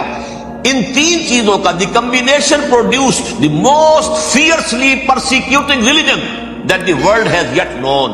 اس کے نتیجے میں دنیا میں تاریخ انسانیت کے اندر جو بدترین خوخار ترین مذہب ہو سکتا ہے وہ شکل عیسائیت نے اختیار کی. اور اس کا مظہر عتم کیا تھا؟ نوٹ کیجیے، صلیبی جنگیں. ایک بات ٹائم ٹیبل کے اعتبار سے نوٹ کر لیجئے گا. فرسٹ ملینیم ختم ہوا، سیکنڈ شروع ہوا. ان کے 1000 سال ختم ہوئے تو 11ویں صدی میں سیکنڈ ملینیم شروع ہوا، تو پہلی صلیبی جنگیں ہوئی. لاکھوں مسلمان قتل ہوئے. صرف یروشلم کے اندر اتنا خون بہایا کہ خود ان کے ہسٹورینز لکھتے ہیں کہ جب ان صلیبیوں نے جب گھوڑوں کے ساتھ وہ چل رہے تھے گلیوں میں تو ان کے گھوڑوں کے گھٹنوں تک خون کی ندی بہ رہی تھی. جہاں سے گزرے ختم کرتے چلے گئے, آبادیاں کی آبادیاں ختم. اگرچہ اس کروسیڈ میں گیہوں کے ساتھ گھن بھی پسا, یہودی بھی بہت مارے گئے. یہ فرانس سے, جرمنی سے جب یہ کروسیڈرز آ رہے تھے 3000 میل کا سفر طے کر کے آئے تھے. سوچئے تو صحیح, اربن ثانی پوپ جو تھا آگ لگا دی تھی اس نے پورے یورپ کے اندر. شرم سے ڈوب مرو, تمہارے مقدس علاقے مسلمانوں کے ہاتھ میں, انفیڈلز, یہ کافر, یہ مرتد, یہ ملحد. مسیح جہاں پیدا ہوا, مسیح کو جہاں سولی دی گئی, وہ کہاں ہے؟ ان کے ہاتھ میں. وہ آگ لگائی ہے, 3000 میل کا فاصلہ طے کر کے یہ دو قوم آئی ہے. اب جو تباہی مچائی ہے تاریخ انسانی میں ایسی بربریت کی کوئی مثال. اور یہ ان کے اپنے ہسٹورینز لکھتے ہیں اس بارے میں. ایسے محسوس ہوتا ہے جیسے ان کی گردنیں جھکی جا رہی ہوں لکھتے. اب آگے چلیے. یہ جو بغاوت ہوئی پوپ کے خلاف, اس میں نوٹ کیجئے تاریخی اعتبار سے سب سے پہلے بغاوت کرنے والا ملک انگلستان تھا. اس نے اپنا چرچ علیحدہ بنایا, چرچ آف انگلینڈ. تو پوپ سے رشتہ منقطع. The first Protestant kingdom in Europe was England. اسی سے رشتہ جوڑی west, white Anglo Saxon Protestants. ان میں اولیت کا شرف کسے حاصل ہے؟ برطانیہ شریف کو. یہاں پر انہوں نے اب ایک بہت بڑا جو کارنامہ کیا, پوپ کی گرفت کم ہوئی یورپ پر سے, پروٹیسٹنٹ مذہب کا فروغ ہوا, تو انہوں نے سود کی اجازت حاصل کر لی. جب تک پوپ کی حکومت تھی سود حرام تھا. نو ٹرانزیکشن, نہ انٹرسٹ, نہ یوزری, کچھ بھی نہیں. پروٹیسٹنٹس کے ذریعے سے سود کی اجازت حاصل کر لی. اس کے بعد بڑے بڑے بینک بنا کر بیٹھ گئے. House of Rothschilds, house of Goldsmiths, یہ عمران خان صاحب کے جو خسر جو تھے, گولڈ سمتھ, یہ بینکرز, بڑی بڑی فیملیز. ان لوگوں نے کیا کیا؟ اب ریشہ دوانیاں. یورپ میں مختلف ملکوں کے درمیان جنگیں کروائیں سازشوں کے ذریعے سے. وہی کلما اوقدوا نارا للحرب, جنگ کے لیے آگ بھڑکا دینا تو ان کا پرانا مشغلہ تھا. جنگیں کرواتے تھے.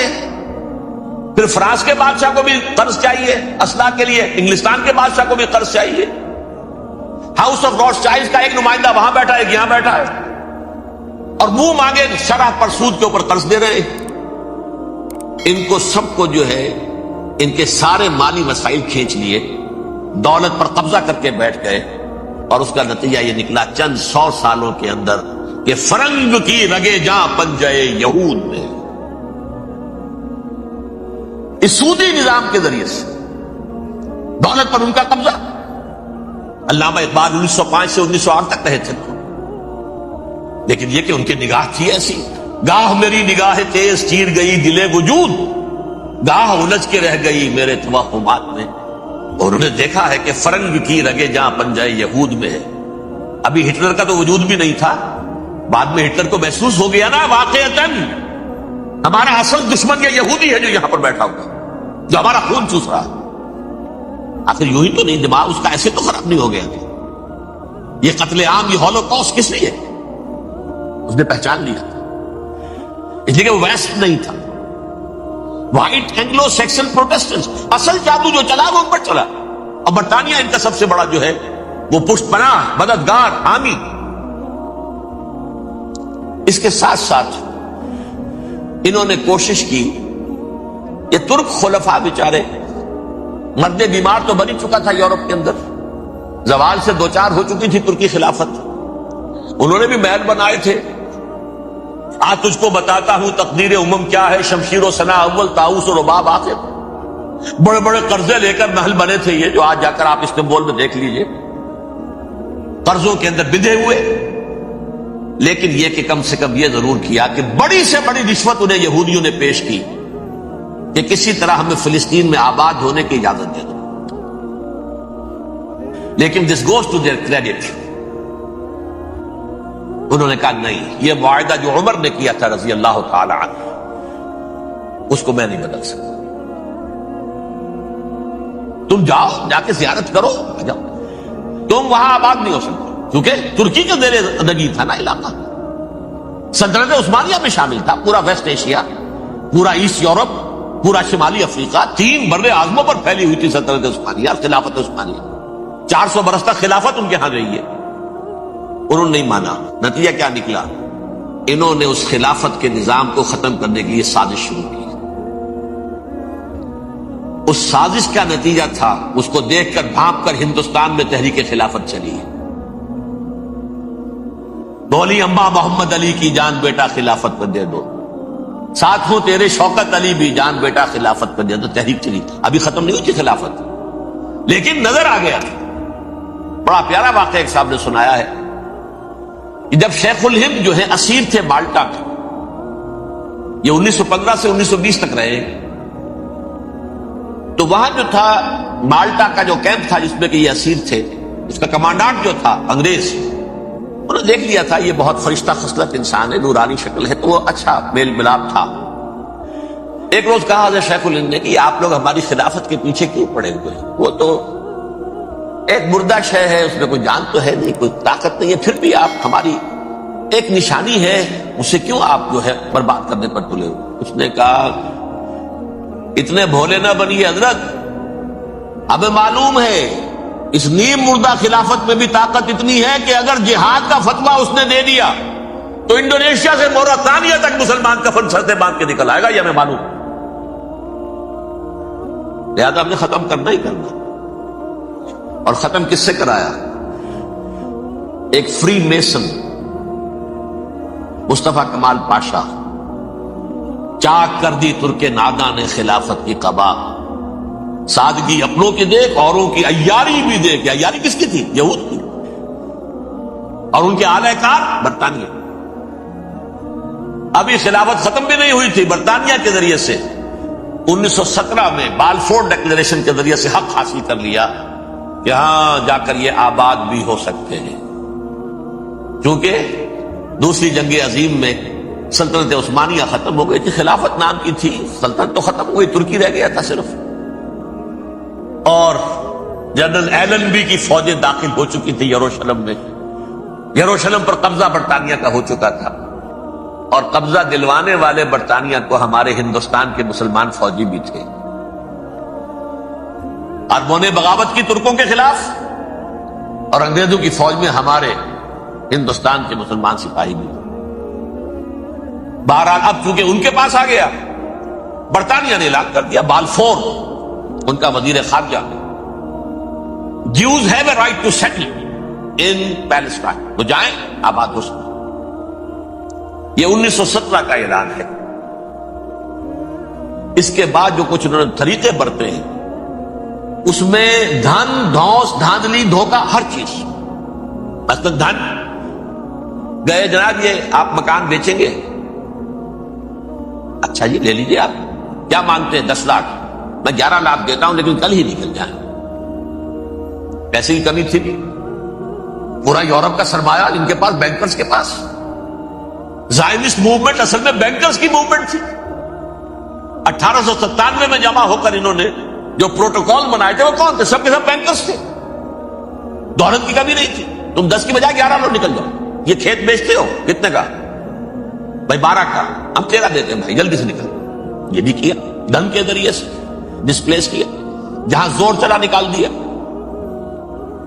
اور اس کے بعد پھر جب سن 48 میں اسرائیلی ریاست قائم ہو گئی، اب اسرائیلی جو ہے عدالتوں میں استغاثے دائر کرنے شروع. یہ فلاں مکان میرے پڑانے پکڑ دادا سگڑ دادا کا تھا 2000 سال پہلے، اس کے اوپر یہ قبضہ کر کے بیٹھے ہوئے، یہ میرے پاس دستاویزات ہیں.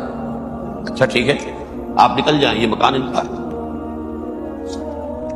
اس طریقے سے انہوں نے بے دخل کیا فلسطینیوں اور خود وہاں پر قدم جما کر مضبوطی سے بیٹھے. یہ ہے کہ جو مغربی اقوام نے کیا ہے. اس میں سیکنڈ جو ہے رول پلے کیا ہے امریکہ نے. ویسٹ جو ہے اس کا نمبر 2 امریکہ تھا، اب نمبر 1 امریکہ ہے. اب برطانیہ کی کوئی حیثیت ہی اب نہیں ہے، لیکن سب سے بڑا وکیل جو ہے وہ وہی ہے اب بھی۔ لیکن ظاہر بات ہے کہ west white Anglo Saxon Protestants کا امام اس وقت جو ہے وہ برطانیہ یو ایس اے۔ 1948 میں یہ قائم ہوا، اور یہاں پہ نوٹ کیجئے پاکستان 47 میں قائم ہوا، اور تقریباً 9 مہینے ہیں درمیان میں، اگست 47 اور مئی یا جون 48۔ اس کا کیا مطلب ہے یہ میں بعد میں بتاؤں گا آپ کو۔ پہلی جنگ ہوئی 48 میں، عربوں نے بغاوت کی اور عرب جیت رہے تھے، اچانک پتہ نہیں کیوں عربوں نے جنگ بند کر دی۔ یہ بالکل یوں سمجھیے کہ پیرلل واقعات تھے۔ کشمیر میں ہم جیت رہے تھے، بھاگ کر نہرو پہنچ گیا یونائٹڈ نیشنز کے اندر، جنگ بند ہو گئی، ختم ہوا اس۔ کچھ اپنوں کی غلطی بھی تھی، کچھ قبائلیوں نے وہاں جا کر سری نگر ایئرپورٹ تک پہنچ گئے تھے، بجائے اس پر قبضہ مکمل کرنے کے لوٹ مار میں لگ گئے، اپنوں کی غلطی بھی تھی، لیکن اس کے باوجود پڑنا بھاری تھا۔ اور اگر سری نگر ایئرپورٹ پر قبضہ ہو گیا ہوتا تو سوال ہی پیدا نہیں ہوتا کہ بھارت بھی اپنی فوجیں اتار سکتا، زمینی راستہ تھا ہی نہیں۔ وہی وہاں ہوا ہے بڑے ہی عجیب طریقے پر، عرب جیت رہے تھے، اسرائیل جو ہے شکست کھا رہے تھے، عربوں نے صلح کر دی۔ کچھ مہینوں کے بعد عربوں نے دوبارہ جنگ کی۔ اتنے عرصے میں یہ اسرائیلی، یہ سب جو ہے جتنے دہشت گرد ہیں اسرائیل، یہ اس دور کے لوگ ہیں، وہ چاہے مینیجم بیگن تھا یا کوئی اور، یہ سب کے سب اس دور کے ٹیررسٹ۔ اب انہوں نے ڈٹ کر جو مقابلہ کیا، عربوں کو شکست دی، بڑی سخت۔ سن 48 میں عربوں کو شکست ہو گئی۔ سن 67 میں روس کے سکھانے پڑھانے پر جمال عبد الناصر نے حملہ کیا، بلاکیڈ کر دیا ایلات کا، بندرگاہ کا۔ 6 دن کی جنگ کے اندر اسرائیلیوں نے روس سے پورا سیرہ سینا لے لیا، اسرائیل سے شام سے گولان ہائٹس لے لیے، اردن سے یہ پورا مغربی کنارہ جو یہ اردن کا حصہ تھا، اور مشرقی یروشلم اردن کے پاس تھا، اس پر بھی قبضہ کر لیا۔ 1967 کی جنگ کا نتیجہ کیا نکلا؟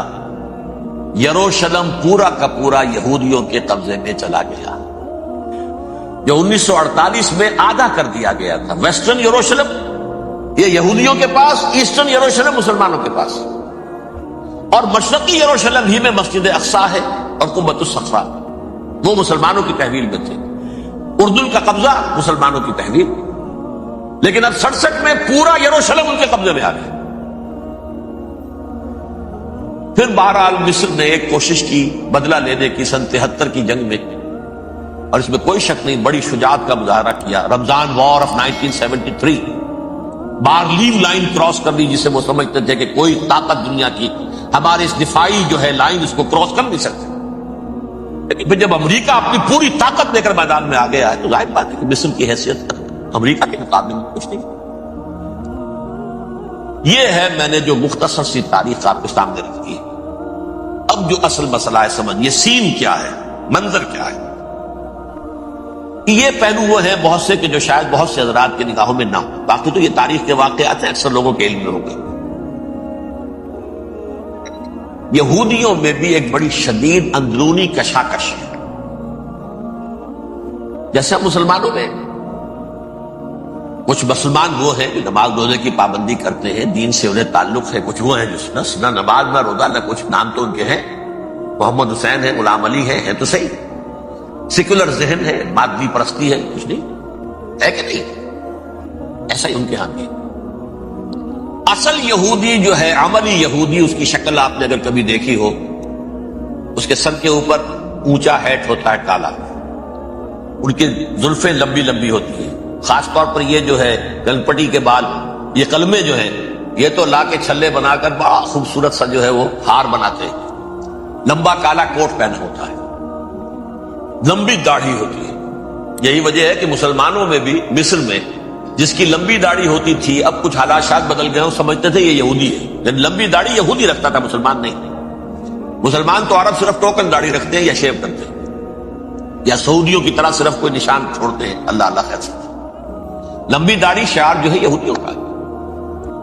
ایک انتہا پر تو یہ ہے، دوسری انتہا پر وہ جنہیں کسی شے سے غرض نہیں، شراب بھی پیتے ہیں، سب کچھ ہے، سور بھی کھاتے ہیں یہودی، بینکرز ہیں، بڑے بڑے سائنسدان ہیں، سب کچھ ہیں، وہ زیادہ تر جو ہیں سیکولر ذہن کے، کچھ بیچ بیچ میں بھی ہے، جیسے یہ ایریل شیرون ہے، ویسے شیوڈ ہے، داڑھی تو نہیں ہے اس کی، لیکن سر پہ وہ ضرور وہ جو ہے اس کی جو ٹوپی سی آپ کو رکھی نظر آ جائے گی۔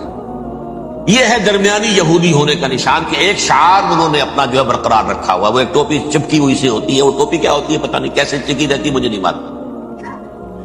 یہ جو کشمکش ہے اس میں، جو زیادہ رائٹسٹ اور لیفٹسٹ کی کہہ لیجیے، سیکولر اور مذہبی لوگوں کی کشمکش ہے، ان کے درمیان ایک کشاکش جو ہے اس کو سمجھ لیجیے کہ وہ کیا ہے۔ ایک چیز تو ان دونوں کے درمیان قدر مشترک ہے، پوری دنیا کی مالیات پر ہم تسلط کریں گے، قبضہ کریں گے، ڈومینیٹ کریں گے، لوگوں کو ہم بنا کر رکھ دیں گے حیوان، ملٹی نیشنل کمپنیاں ہوں گی، انہی کا راج ہوگا، انہی کی حکومتیں ہوں گی، انڈسٹری انہی کے ہاتھ میں ہوگی، لوگ یا مزدوروں کی حیثیت سے کام کریں گے یا تھوڑے سے مینیجرز ان میں سے بھی ہم لے کر کچھ تنخواہیں ان کو بھی دے دیں گے، باقی سود کے ذریعے سے ملائی ہم کھینچتے رہیں گے، مکھن ہمارے پاس آتا رہے گا۔ ورلڈ ڈومینیشن، اکنامک ڈومینیشن، یہ تو دونوں کے نزدیک متفق ہے، سیکولر بھی چاہتے ہیں اور جو مذہبی یہودی وہ بھی چاہتے ہیں۔ اس کے بعد ایک اختلاف ہے، مذہبی یہودی یہ کہتا ہے ہمیں گریٹر اسرائیل بنانا ہے، اور گریٹر اسرائیل وہ سارے علاقے ہیں جو ان کی تاریخ میں اسرائیل سلطنت کا حصہ رہے ہیں۔ حضرت یوسف کے زمانے میں یہودی جا کر آباد ہوئے مصر میں، جو ڈیلٹا کا علاقہ ہے، زرخیز ترین علاقہ جو ہے جوشن کا علاقہ، وہ کہتے ہیں وہ ہمارا ہے، کئی سو برس ہمارے ہیں، صحرائے سینا ہمارا ہے، اس میں کوہ طور ہے جس پہ حضرت موسیٰ کا ہم کلام ہوئے اللہ سے، تورات ملی، اس میں 40 برس تک ہم بھٹکتے پھرے ہیں، صحرائے تی ہے یہ یتیہون فی الارض 40 سنہ، پھر فلسطین تو خیر ہماری جدی پشتی جائیداد ہے، جاگیر ہے، پھر یہ عرب جو ہے یہ بھی مدینے تک ہمارا ہے، مدینے سمیت ہمارے قبیلے وہاں تھے جہاں سے نکالا مسلمانوں نے، پورا عراق ہمارا ہے، پورا شام ہمارا ہے، اور ترکی کا بھی ایک علاقہ ہے ابتدائی مشرقی جنوبی، وہ بھی ہمارا ہے۔ یہ ہے گریٹر اسرائیل کا نقشہ، یہ ہم نے بنانا تھا۔ جبکہ جو سیکولر ذہن کے لوگ کہتے ہیں کیا کرو گے اس کو بنا کے، اس میں جو عرب ہیں وہ تم سے لڑتے رہیں گے، تم انہیں مارو گے وہ تمہیں ماریں گے، اگر تم 10 مارو گے تو ایک تو وہ بھی ماریں گے نا تمہارا، ٹھیک ہے، فائدہ کیا ہے؟ اس کی بجائے ہم یہ کرتے ہیں کہ عرب اور اسرائیل مل کر، کزنز ہیں نا آپس میں، آپ کو معلوم ہے بل کلنٹن نے یہ الفاظ کہے تھے جب اسحاق ریبن سے معانقہ کرایا تھا شاہ حسین مرحوم کا، تو کیا کہا؟ یو آر کزنز، حضرت ابراہیم کے 2 بیٹوں سے نسل ہے نا، حضرت اسماعیل سے عرب ہے، حضور ہے، اور حضرت اسحاق سے یہ بنی اسرائیل کزنز ہے، یو آر کزنز۔ تو ہم کزنز مل کر ایک اکنامک یونٹ بناتے ہیں، جیسے ایشیا پیسیفک ایک یونٹ بن گیا ہے، آسیان ایک یونٹ بن گیا ہے، وغیرہ وغیرہ، پورا یورپ ایک یونٹ بن گیا ہے، ایک کرنسی بن گئی ہے۔ ہم اس پورے علاقے کو ایک اکنامک یونٹ بناتے ہیں، پیسہ اربوں کا ہوگا، ان کے پاس بہت دولت ہے، تیل ان کا ہوگا، بہت تیل ہے ان کے پاس، مزدور ان کے ہوں گے، بڑی تعداد ہے ان کی، مینجمنٹ ہماری ہوگی، ٹیکنیکل نو ہاؤ ہمارا ہوگا، سائنسدان ہم ہوں گے، ملائی ہم کھاتے رہیں گے، چھاچ ان کو دیتے رہیں گے۔ تو ہمیں آم کھانے ہیں، پیڑ گننے کی کیا ضرورت ہے؟ خامخواہ ان کی دشمنی مول لیں، زیادہ دشمنی بڑھائیں، اس چھوٹے سے اسرائیل کو تسلیم نہیں کرتے، ہم گریٹر اسرائیل کو کیسے تسلیم کر لیں گے؟ یہ لہذا اس خیال کو دل سے نکال، یہ اختلاف ہو گیا نمبر 1، بہت بڑا اختلاف۔ لیکن نمبر 2، اس اختلاف میں اتفاق یہ پیدا کیا گیا، یہاں ایک بات ہم آپ کی مانتے ہیں، ہم کسی بھی پیس پروسیس میں جروشلم نہیں دیں گے ان کو، عربوں، یہ انڈیوائیڈڈ دارالخلافہ رہے گا اسرائیل۔ اور نمبر 2، مسجد اقصی اور قبۃ الصخرہ کو گرا کر 3rd ٹیمپل بنائیں گے۔ یہ مذہبی یہودیوں کو اتنی رشوت اگر وہ نہ دیں تو وہ ان کے ساتھ کام کرنے کو تیار ہی نہیں ہے۔ یہ پورا پس منظر سمجھ لیجئے، اصل پہ بٹوین دی لائنز سمجھے بغیر یہ خبریں جو آپ پڑھتے ہیں. ادھر امریکہ کا معاملہ کیا ہے؟ ایک طرف وہ پشت پناہ ہے، حمایتی ہے، پروٹیکٹر ہے، محافظ ہے اسرائیل کا. اسرائیل امریکہ ہی کی آؤٹ پوسٹ سمجھ لیجئے، اسی کی ایک ریاست سمجھ لیجئے. لیکن اس کے ساتھ ہی وہ اپنے جو دنیاوی عالمی مصلحتیں ہیں، اتنی بڑی قوم عرب کی جو ہے اسے بھی دشمن تو نہیں بنانا چاہتا. ان میں بھی ماڈریٹس کو چاہتا ہے کہ رہے ماڈریٹس، یہ جو ہماری جیب میں ہے، حسنی مبارک ہو، شاہ فہد ہو، جو ہماری جیب میں ہے. ورنہ یہ کہ وہاں پر اگر زیادہ ریڈیکل لوگ آ گئے تو ہمارا ویسے ہی بیڑا غرق ہوگا. لہذا وہ جبر کرتے رہے ان پر کہ صلح کرو کوئی نہ کوئی.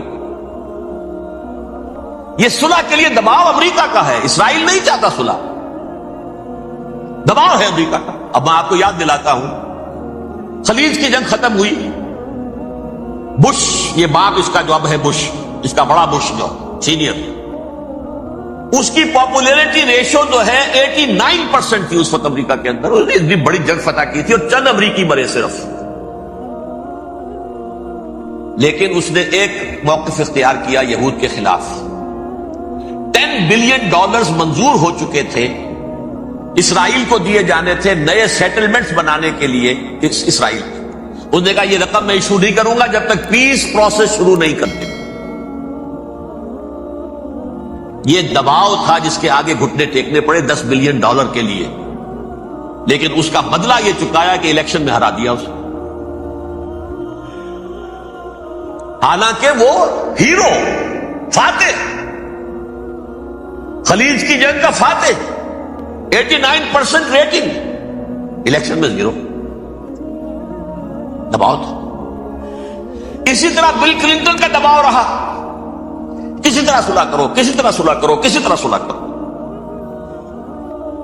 اور اس معاملے میں میں یہ تسلیم کرتا ہوں، اس معاملے میں اس نے واقعتاً ایڑی چوٹی کا دور لگایا. اور یہ بھی تسلیم کرتا ہوں کہ اس کے دباؤ میں آ کر ایہود باراک جہاں تک چلا گیا تھا، اب کوئی نہیں جا سکتا. وہ آفر نہیں دے مل سکتی اب دوبارہ فلسطینی ہو. یہ بھی میں بھول گیا آپ کو بتانا. یہ جب پروسیس شروع ہوا ہے جس کا نام تھا لینڈ فار پیس، اصول کیا دیا تھا امریکہ نے کہ دیکھو اسرائیلیوں، یہودیوں، تم نے سن 67 میں جو زمینیں ان سے چھینی تھی، جو علاقے، یہ ان کو واپس کر دو اور ان سے صلح کر لو، یہ سب تمہیں ریکگنائز کر لیں گے، جنگ ختم ہو جائے. صحرائے سینا دے دو، مصر تم سے صلح کر لے گا. وہ ہو گیا، انور سادات نے صلح کر لی، ریکگنائز کر لیا، صحرائے سینا واپس آ گیا. عربوں نے اسے اپنی فولڈ سے نکال دیا، عرب لیگ سے نکال دیا. شام بھی تیار رہا ہے لیکن پورا گولان ہائٹ مانگتا ہے. وہ ابھی جو پچھلے دنوں بل کلنٹن کے آخری دور میں گفتگو ہوئی تھی، اس نے کہا جتنا تم نے ہم سے علاقہ چھینا تھا سارا واپس کرو تو ہم کر لیں گے ریکگنائز. اس میں سے کچھ ایسا اسٹریٹجک امپورٹنس کا علاقہ ہے وہ یہودی کسی طور پر دینے کو تیار نہیں، لہذا صلح نہیں ہو سکی. شرق اردن سے جو علاقہ لیا تھا وہ ٹھیک ہے، وہ رکھو، اس کے اندر فلسطینی ریاست بنا دو. یہ علاقہ جو ہے فلسطینیوں کی میجورٹی ہے اس میں، تو اس کو فلسطینی ریاست بنا لو. ایک ریاست ودن ریاست ہو جائے گی، اسرائیل ریاست، فلسطینی ریاست. یہ ہیں 3 مین پوائنٹس. چوتھی بات پہ آ کر روک دیتے تھے کہ یہ پھر بعد میں سوچیں گے یروشلم کا مستقبل کیا ہوگا، یہ موسٹ سینسٹیو ایشو جو ہے یہ بعد میں سوچیں گے. اب جب یہ پیس ٹاک شروع ہوئے تو یاد ہے اسحاق رابین تھا، اسے کس نے قتل کیا؟ یہودی نوجوان نے. کہ تم کیسے دے رہے ہو زمینیں، ہمیں تو اور لینی ہے. تم نے سینا واپس کر دیا، ہمیں تو جشن کا پورا علاقہ لینا، مصر کا سارا فرٹائل ایریا جو ہے وہ لینا ہے اس سے. تم گولان ہائٹس دے رہے، ہمیں پورا شام لینا ہے. لہٰذا تم کیسے کرنا؟ لینڈ فار پیس، پیس اور نو پیس، نو لینڈ. زمین ہم واپس نہیں کی، ہمیں تو اور لینی. کس نے قتل کیا؟ یہودی نے. فلسطینی نے تو قتل نہیں کیا. ایہود باراک کی بات میں آپ کو بتا رہا ہوں، یہ یہاں تک چلا گیا تھا کہ اسرائیلی ریاست بھی ہم فلسطینی ریاست بھی مان لیں گے، یروشلم بھی، مشرقی یروشلم دے دیں گے، تمہارا اقتدار ہوگا اس پر. البتہ یہ جو احاطہ ہے جس میں جنوب میں مسجد اقصیٰ ہے اور ذرا شمال کی طرف ہے قبۃ الصخرہ. قبۃ الصخرہ آپ جانتے ہیں، جب بھی ٹیلی ویژن پر یروشلم سے کوئی خبر آ رہی ہوتی ہے تو پیچھے وہ بڑا سا مینار گنبد نظر آتا ہے سنہرا. یہ وہ جگہ ہے چٹان، ٹیمپل ماؤنٹ. یہ پہاڑی تھی پہلے، جیسے کوہ صفا کوہ مروہ اب کیا رہ گئی ہے، کبھی پہاڑیاں تھی. یہ کوہ صفا کے اوپر چڑھ کر حضور نے نعرہ لگایا تھا ما صباحا. اب کیا ہے وہ کوہ صفا بیچارہ، وہ تو ایک چھوٹی سی علامت ہے، کوئی پہاڑیاں سے دکھائی دیتی ہے، اس کے اوپر بھی گنبد ہے. اسی طرح ٹیمپل ماؤنٹ ہے وہ جہاں پر کہ ہیکل سلیمانی تھا، اور وہ گرا دیا تھا رومیوں نے، مسلمانوں نے تو نہیں گرایا.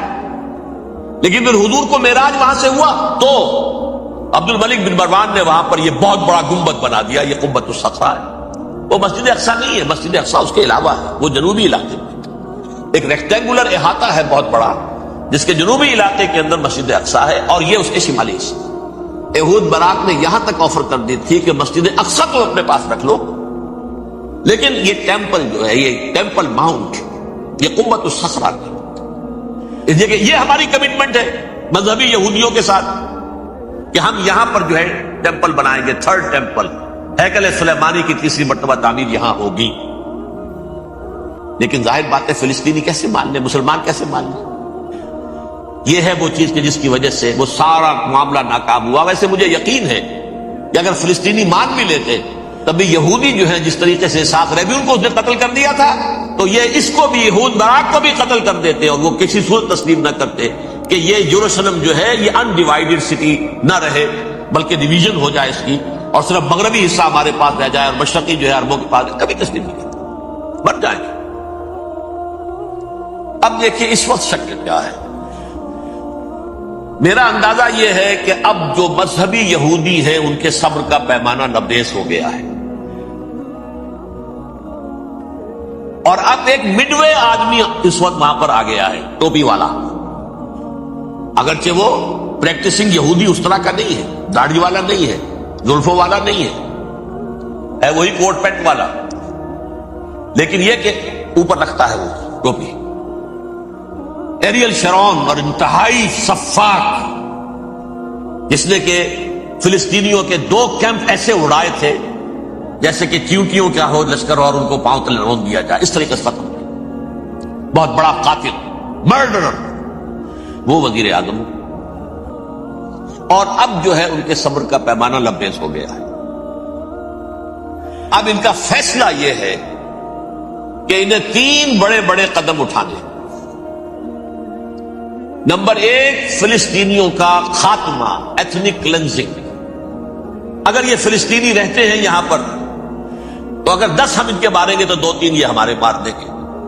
اسرائیلی کی جان تو بہت قیمتی ہے، یہ تو خیر 1000 بھی مر جائے تو کوئی بات نہیں، یہ تو کیڑے مکوڑے ہیں، جینٹائلز ہیں، گوئمز ہیں. یہودی وہ مر جائے، لہذا ان کا ٹنٹا مکاؤ، اب ان کو ختم کرو. وہ اشتہار شاید آپ کے دونوں سے گزرا ہوگا جس میں میں نے یہ الفاظ لکھے کہ بوسنیا کی ایتھنک کلینزنگ جو ہے ماند پڑ جائے گی، اور جو کچھ ایتھنک کلینزنگ ہوئی تھی 500 برس قبل ہسپانیہ میں، اس کا اگر آپ دیکھیں گے دنیا اس وقت کیا ہوا تھا. عربوں کو، مسلمانوں کو یا جلا دو، قتل کر دو، یا جہازوں میں ان کو ڈمپ کر ہوئے اور لے جا کر شمالی افریقہ کے ساحل کے اوپر اتار دو، ڈمپ کر. ایک بچہ بھی نہیں رہنے دیا تھا ہسپانیہ میں. 1492 میں سقوط غرناطہ ہوا ہے، اور اس کے بعد 10 سال کے اندر اندر ایک ایک بچہ مسلمانوں کا ختم کر دیا.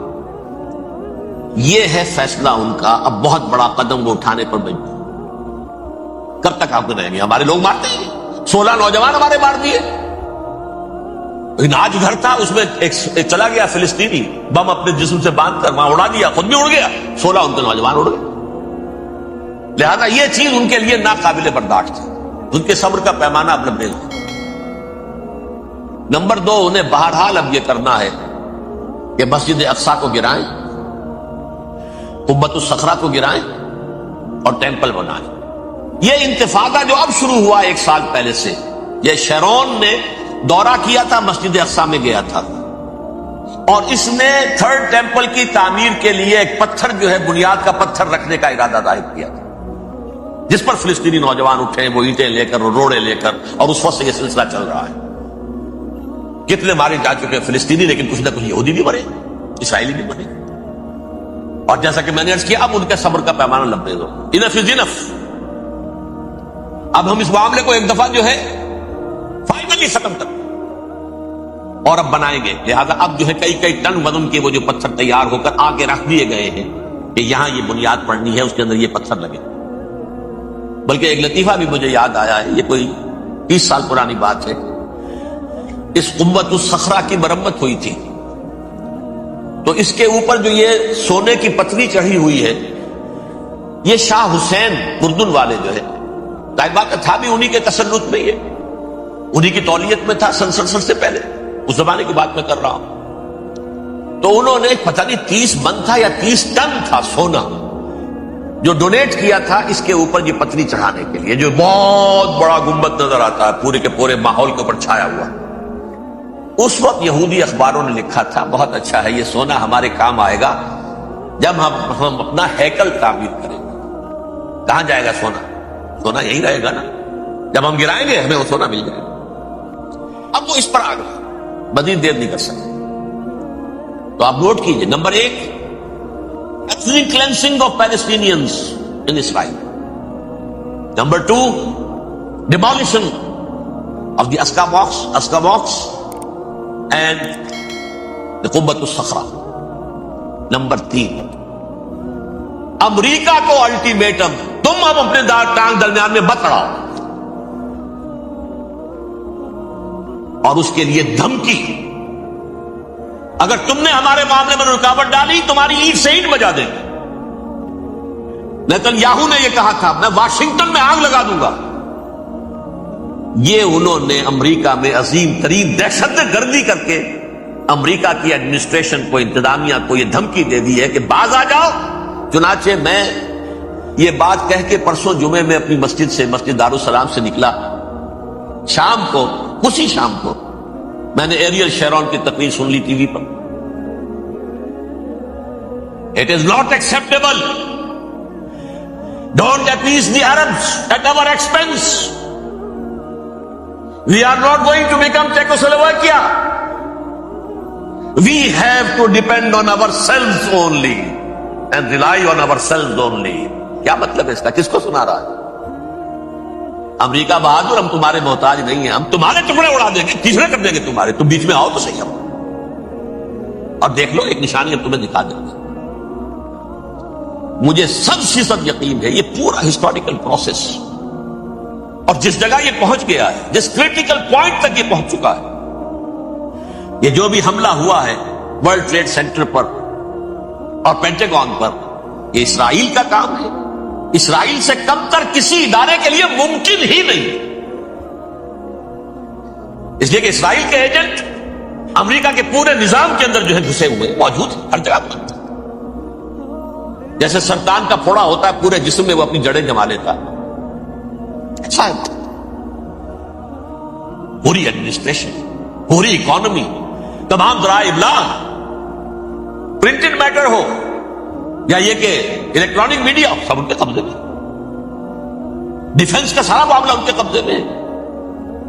کوئی اور طاقت یہ کر ہی نہیں سکتی. امریکہ، اس کے سیکیورٹی کے معاملات تہ در تہ، دائرہ اندر دائرہ، اس دائرے تک 100 میل تک کوئی جہاز آ جائے گا اگر کہیں جو کہ ان آئیڈینٹیفائی ہو تو یہ ہو جائے گا، اس سے آگے تو یہ ہو جائے گا، اس سے آگے، اور وہ آ رہا ہے، چلا آ رہا ہے.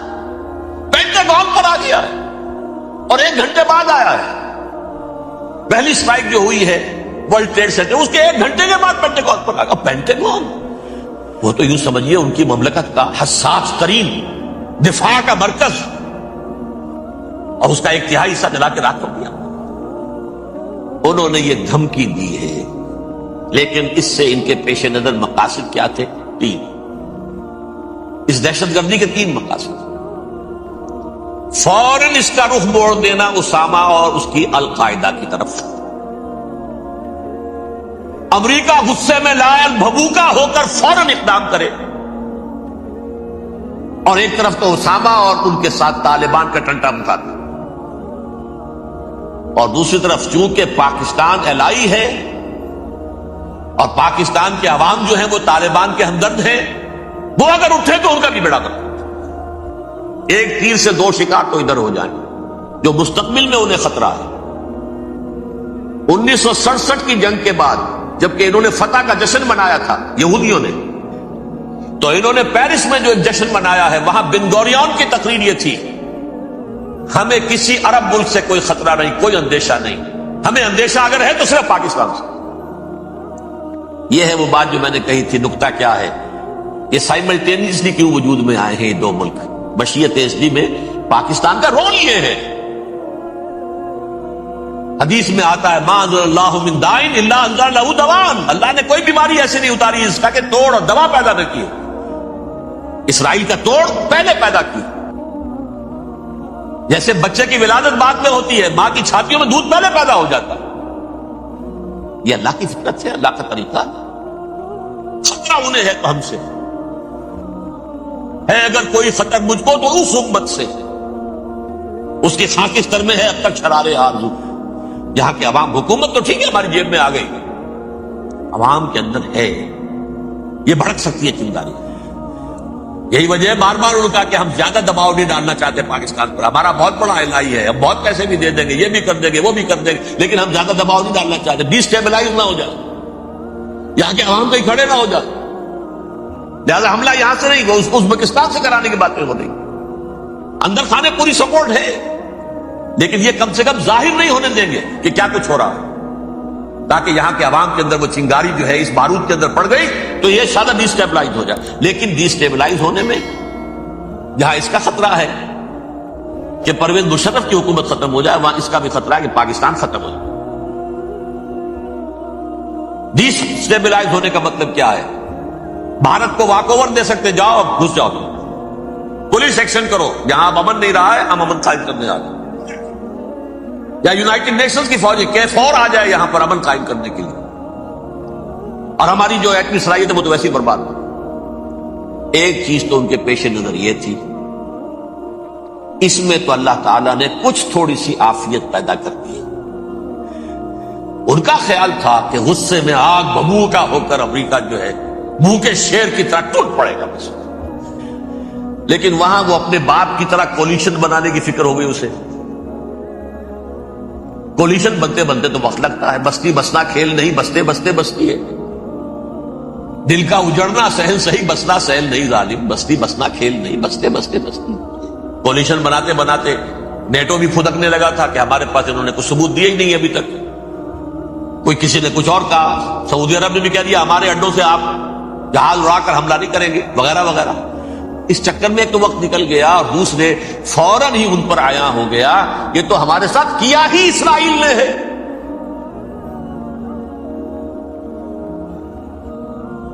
لیکن یہ بات لیک نہیں کرنا چاہتا، میں نے خود سنا اور بھی بہت لوگوں سے کہا کہ یہ باقاعدہ اسٹیٹ ڈپارٹمنٹ کی طرف سے ٹی وی پر، CNN پر، BBC پر یہ اعلان آیا کہ یہ جو انویسٹیگیشنز ہو رہی ہیں اس حادثے کی تحقیقات کی، اس کی معلومات لیک کیوں ہو رہی ہیں؟ لیک نہیں ہونی چاہیے۔ کیوں؟ اسامہ کے خلاف اگر کوئی ثبوت ہے لیک ہو جائے 1000 مرتبہ، کسی کو کوئی نقصان ہے؟ یہ کون سا تھا، کون سا لیکیج ہے جسے روکنا مقصود ہے؟ وہ تو ہمارا متمنا ہے، ہمارا بیٹا ہے، وہ کر رہا ہے، اس گھر کو آگ لگ گئی گھر کے چراغ سے، but they have given a message to the United States of America, ہمارے راستے میں اب مت نہ آنا، ہم پر دباؤ نہ ڈالو، don't appease the Arabs at our expense. یہ الفاظ ہیں شیرون کے، ان کی خوشامد، ان کو خوش کرنا، ان کو پسند کرنا، ان کو راضی کرنا ہماری کوشش پر، جیسے سلوواکیہ کے اوپر قبضہ جو ہے جرمنی کا ہٹلر کا تسلیم کر کے تم نے اس کو بڑھاوا دے دیا تھا اس وقت، ایسے ہی تم چاہتے ہو ہمیں بھی سلوواکیہ بنا دو، اب نہیں بنے۔ یہ ہے اصل میں صورتحال۔ جیسا کہ میں نے عرض کیا، افغانستان پر اب یہ جیسے کھسیانی بلی ہوتی ہے کھمبا نوشتی، کریں گے تو صحیح حملہ، یہ جگہ اتنی تیاری پوری دنیا کے اندر کر کے کچھ نہ کچھ تو کریں گے، کچھ نہ کچھ تو کارکردگی دکھائیں گے۔ اصل میں وہ زور شور اب ان میں نہیں ہے افغانستان کے بارے میں، بلکہ تاریخ میں ایک مرتبہ پھر وہی بات ہو گئی ہے، کلما اوقدوا نارا للحرب اطفاها اللہ، اللہ تعالیٰ نے کم سے کم اس کی تندی کو کم کر دیا، اس آگ کی بھڑک اور تندی جو ہے انشاءاللہ کم ہو جائے۔ البتہ افغانستان میں کیا ہوگا یہ میں نہیں کہہ سکتا، ان ادری قریب بعید ما توعدون، جیسے کہ قرآن مجید میں حضور سے کہلوایا گیا میں یہ نہیں جانتا جس چیز کا وعدہ تم سے کیا جا رہا ہے وہ قریب ہے یا دور ہے. وَإِنْ أَدْرِي لَعَلَّهُ فِتْنَةٌ لَكُمْ وَمَتَاعٌ إِلَىٰ حِينٍ، اور میں نہیں جانتا ہو سکتا ہے ابھی اللہ تعالیٰ تمہیں کوئی مہلت دے اور کچھ وقت کے لیے تمہاری رسی دراز کر دے اور ابھی عذاب کو ٹال دے. جب حضور سے یہ کہلوایا جا رہا ہے ان ادری، یہاں تک بھی کہلوا دیا گیا وَمَا أَدْرِي مَا يُفْعَلُ بِي وَمَا بِكُمْ، مجھے نہیں معلوم میرے ساتھ کیا کیا جائے گا تمہارے ساتھ کیا کیا جائے گا. دوبارہ کون دعوے سے کہہ سکتا ہے کہ یہ ہوگا؟ تباہی بھی آ سکتی ہے، کوئی بڑا سیٹ بیک بھی آ سکتا ہے، اپس اینڈ ڈاؤنز ہوتے ہیں. احیاء اسلام کا پروسیس چل رہا ہے، لیکن احیاء پروسیس میں حضور کے زمانے میں بھی غزوہ بدر میں ایک دفعہ گراف جو ہے چلا گیا تھا آسمان پر، تو غزوہ احد میں وہ بہت نیچے بھی تو آ گیا تھا. مسلمانوں کے حوصلے پست بھی ہو گئے تھے نا. وَلَا تَهِنُوا وَلَا تَحْزَنُوا وَأَنْتُمُ الْأَعْلَوْنَ إِن كُنتُم مُؤْمِنِينَ، یہ تشفی دینی پڑی تھی نا. گھبراؤ نہیں، ڈرو نہیں. إِن يَمْسَسْكُمْ قَرْحٌ فَقَدْ مَسَّ الْقَوْمَ قَرْحٌ مِثْلُهُ، اگر تمہیں کوئی چرکا لگا ہے تو تمہارے دشمنوں کو اس سے بڑا چرکا لگ چکا ایک سال پہلے. انہوں تو ہمت نہیں چھوڑی، ایک سال کے بعد دوبارہ ہو گئے حملہ آور تم پر، تم کیوں دل چھوڑتے؟ تو کوئی سیٹ بیک آ سکتا ہے، اور یہ بھی ہو سکتا ہے، اور اللہ کرے کہ ہو جائے، وہ واقعہ فیل بھی پیدا ہو سکتا ہے تمہارا. اللہ تعالیٰ چڑیوں کے ذریعے سے اور ان کی چونچوں اور ان کے پنجوں کی کنکریوں کے ذریعے سے ہاتھی والوں کو برباد کر سکتا ہے. الم تر کیف فعل ربک باصحاب الفیل الم یجعل کیدہم فی تضلیل وارسل علیہم طیرا ابابیل ترمیہم بحجارۃ من سجیل فجعلہم کعصف مأکول. کھایا ہوا بھوسا جگالی کر کے جب نکلتا ہے جیسے ہوتے ہیں، ایسا پورا لشکر کر دیا گیا. اللہ تعالیٰ کر سکتا ہے، کوئی مشکل نہیں. وہ علی کل شیء قدیر، اسے ہر شے کی قدرت حاصل ہے. لیکن اصل بات جو ہے میں آپ کو بتانا چاہتا ہوں، یہ ہے سائیڈ ایشو. اصل ایشو ہے فلسطین کا جو شروع ہونے والا ہے. بھٹی دہکے گی وہاں. ظاہر بات ہے کہ اگر کوئی بہت بڑا اقدام ہو جاتا ہے فلسطینیوں کے خلاف، اور اگر واقعتاً مسجد اقصی اور مسجد قبۃ الصخرہ گرا دیے جاتے تو طوفان اٹھے گا عالم عرب میں.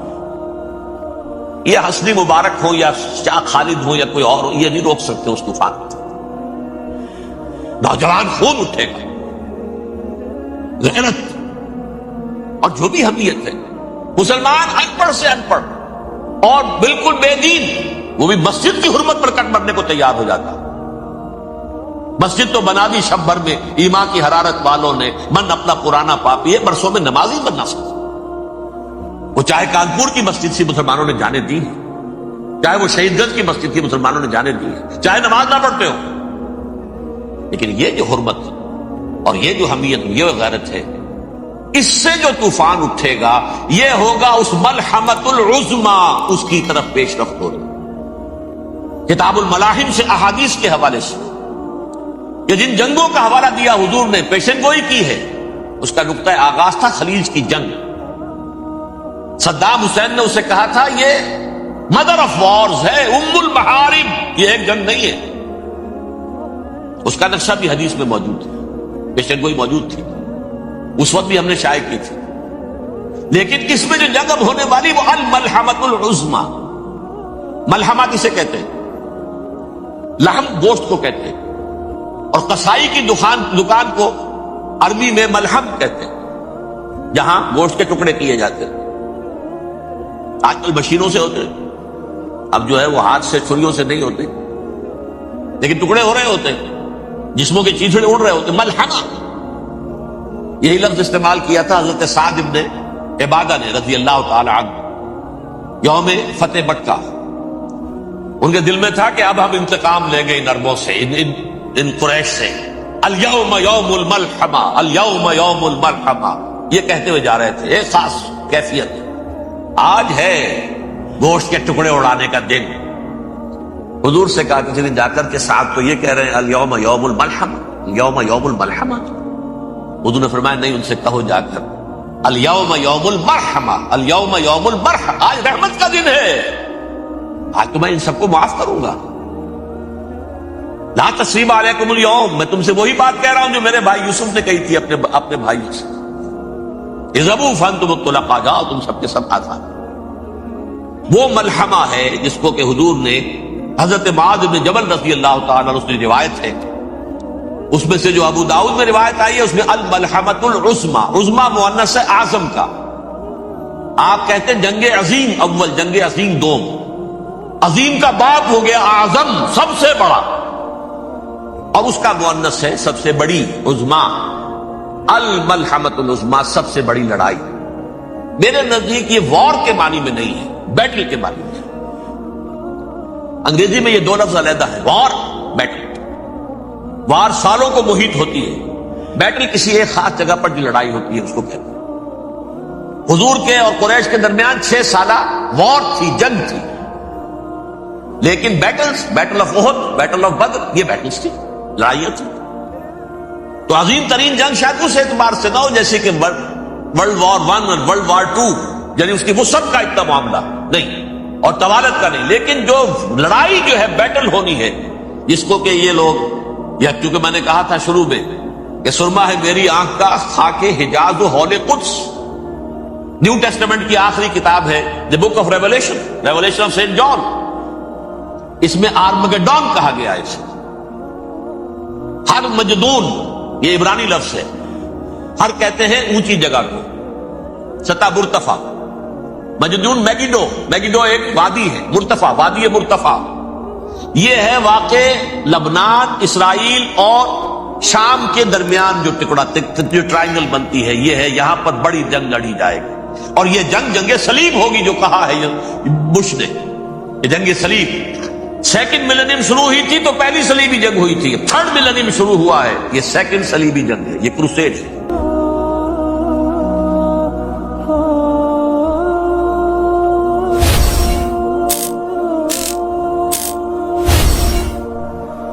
اگر آپ کو ہماری ویڈیو اچھی لگی ہو تو ہمارے چینل کو سبسکرائب ضرور کریں۔ ڈاکٹر اسرار احمد رحمت اللہ علیہ کی وفات کے لیے سورہ فاتحہ پڑھ کر کامنٹ میں آمین لکھیں۔ شکریہ۔